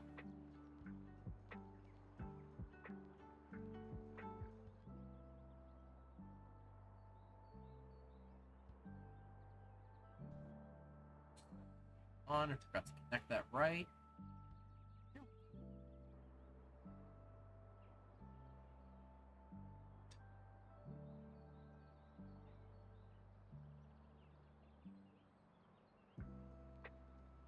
Since you're already in the Furgen chat, you'll be hearing a lot about those meats also.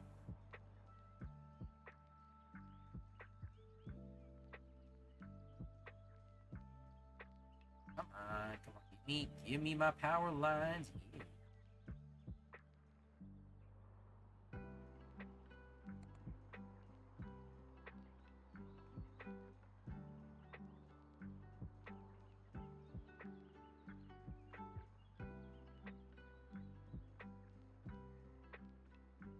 Yeah, I appreciate my lurkers.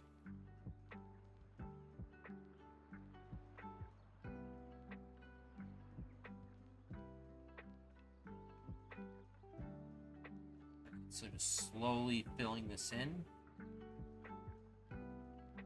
Let's see. Hopefully we should get to 500. Oh hell yeah! If the goober can come, I'll be happy also. If not, I still appreciate you coming.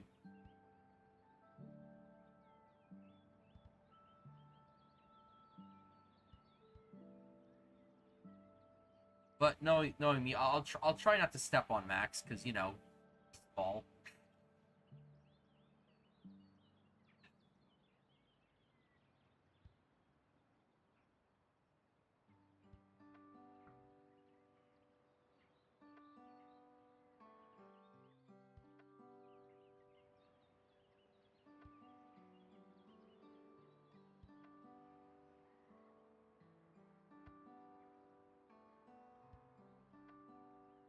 Let me see. Try to get some houses in.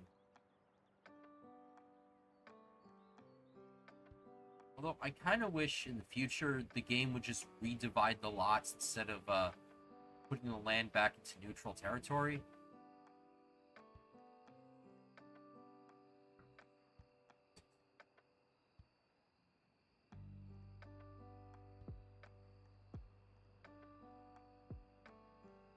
Exactly.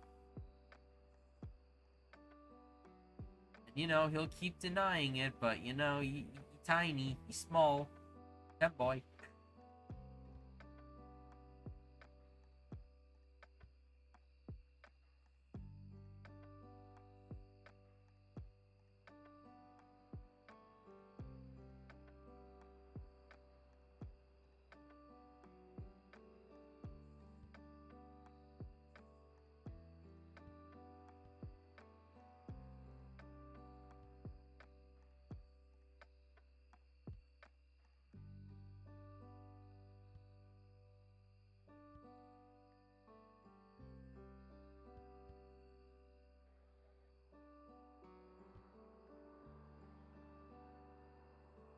Our building's level.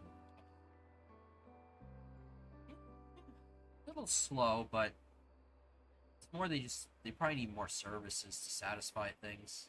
Can I build any services? Little cafe.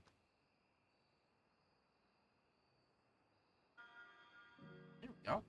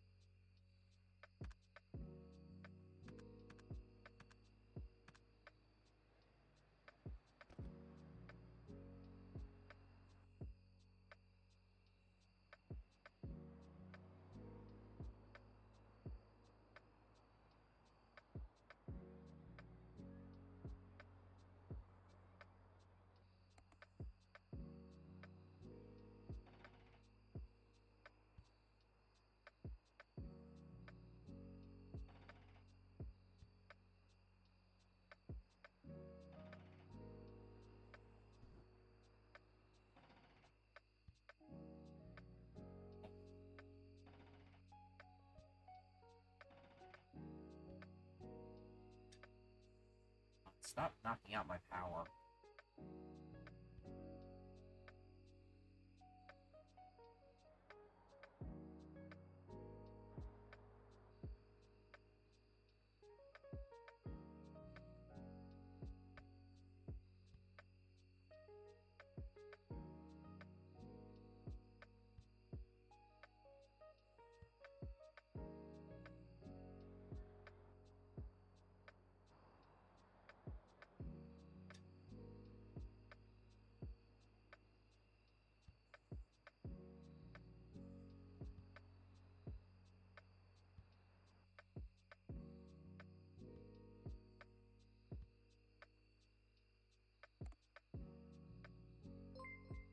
Hey there, Dot. Thanks for the follow.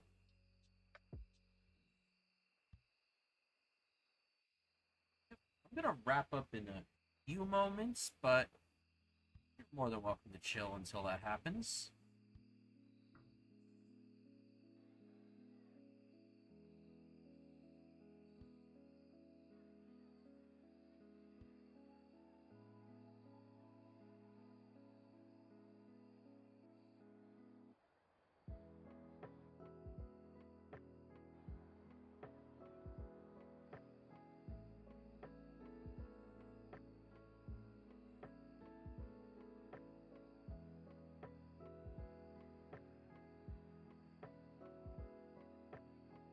If you don't want it on FURG track, that's fine.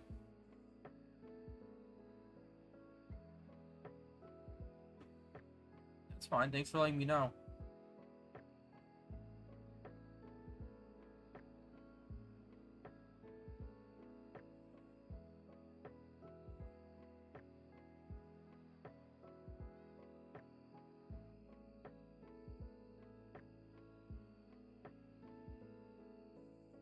That's fair. That's fair.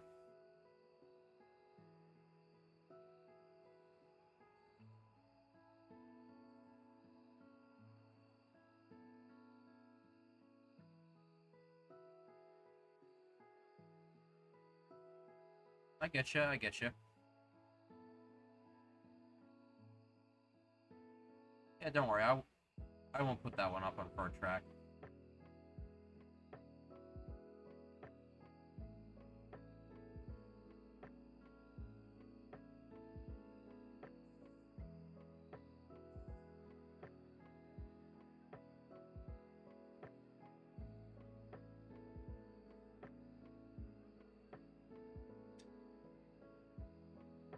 Get these power lines in.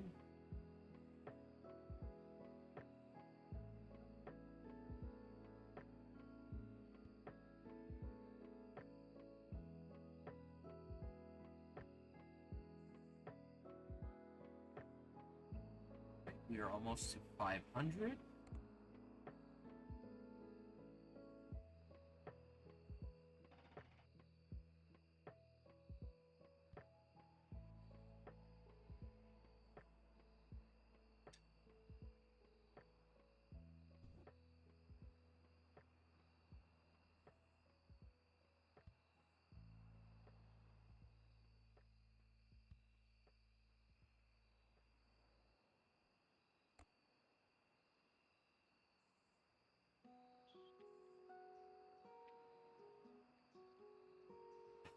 Yeah, I'm sorry you have to deal with that.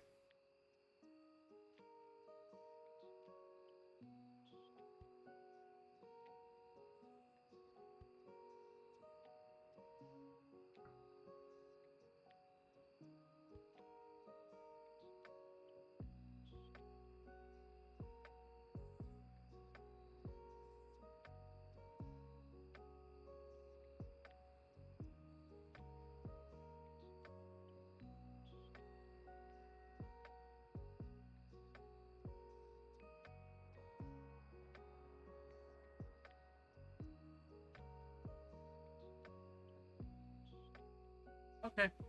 Thanks for coming on in, and I'll see you later.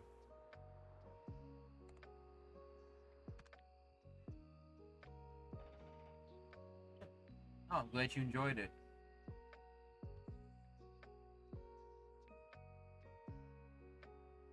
Oh, you got a service issue. What are you?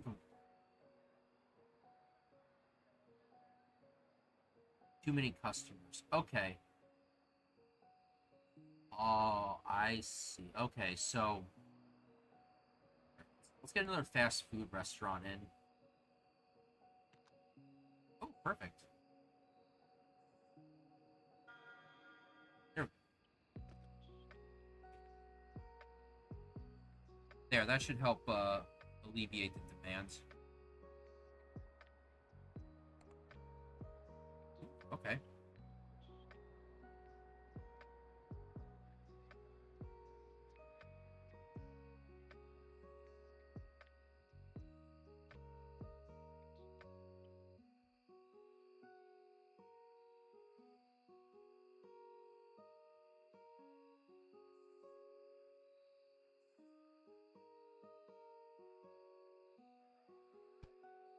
Hold on.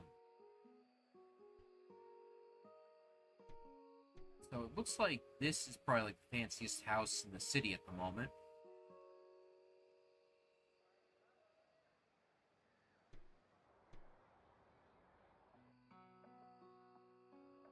All right.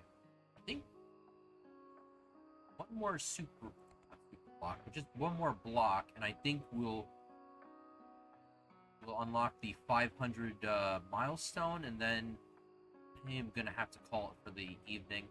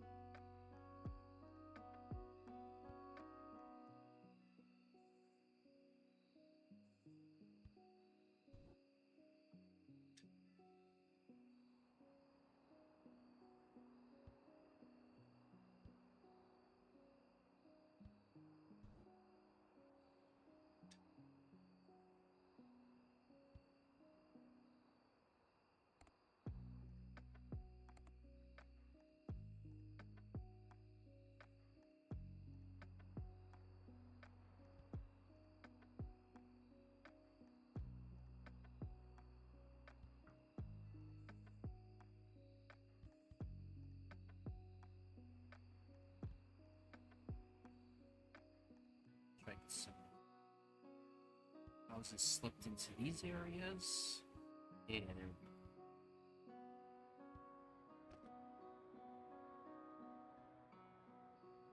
go. Oh yeah, I turned off the lighting.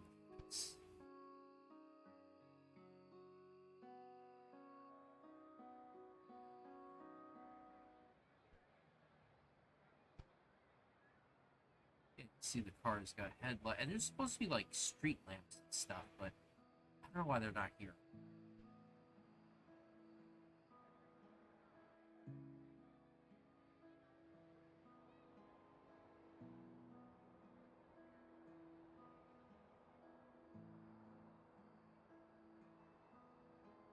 Alright, come on. One more person. Oh yeah, we'll definitely get the 500 from this development.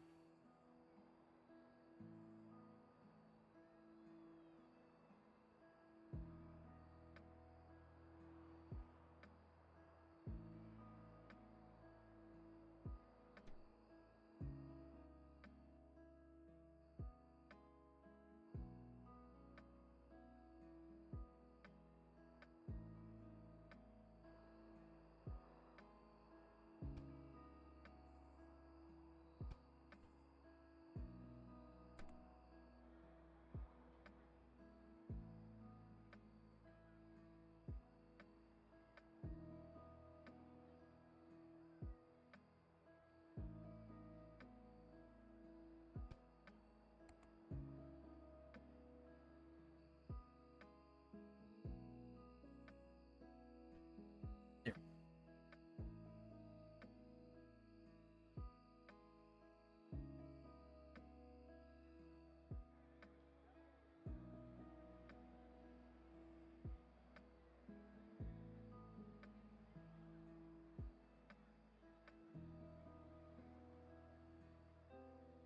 Alright.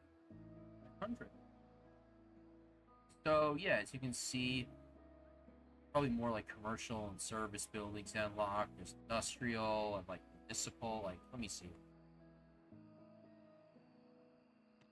Bro, post office down.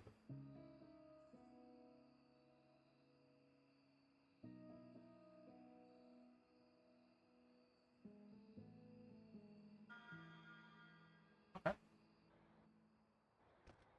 Alright. So that's gonna be it from me for now.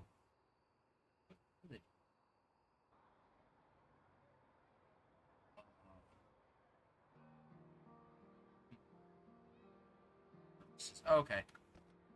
So yeah, overall, I think this is a fun game. It has a lot of potential, so I'll be following its development. Save my game. Saved. Alright, exit desktop.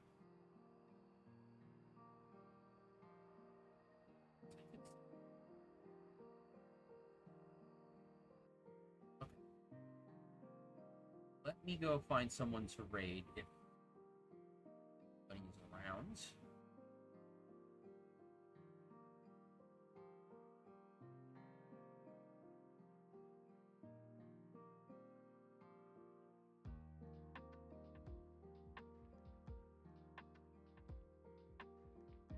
Let me see. I'm gonna check. I know if they're on. Hope they're on.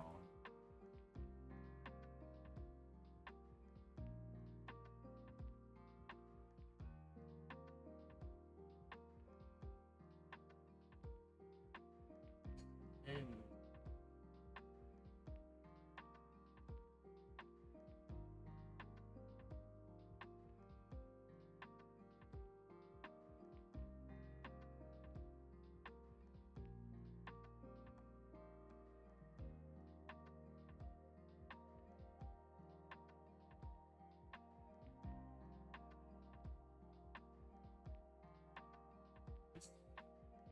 let's see, is anybody else playing this in the same category?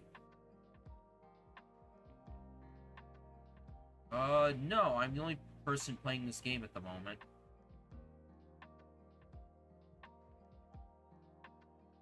Trying to find somebody.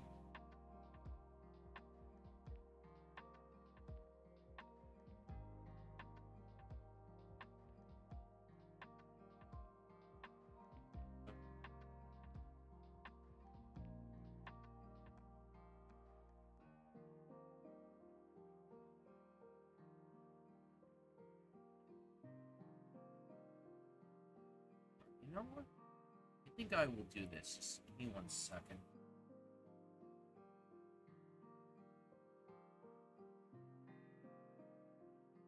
Let chat out.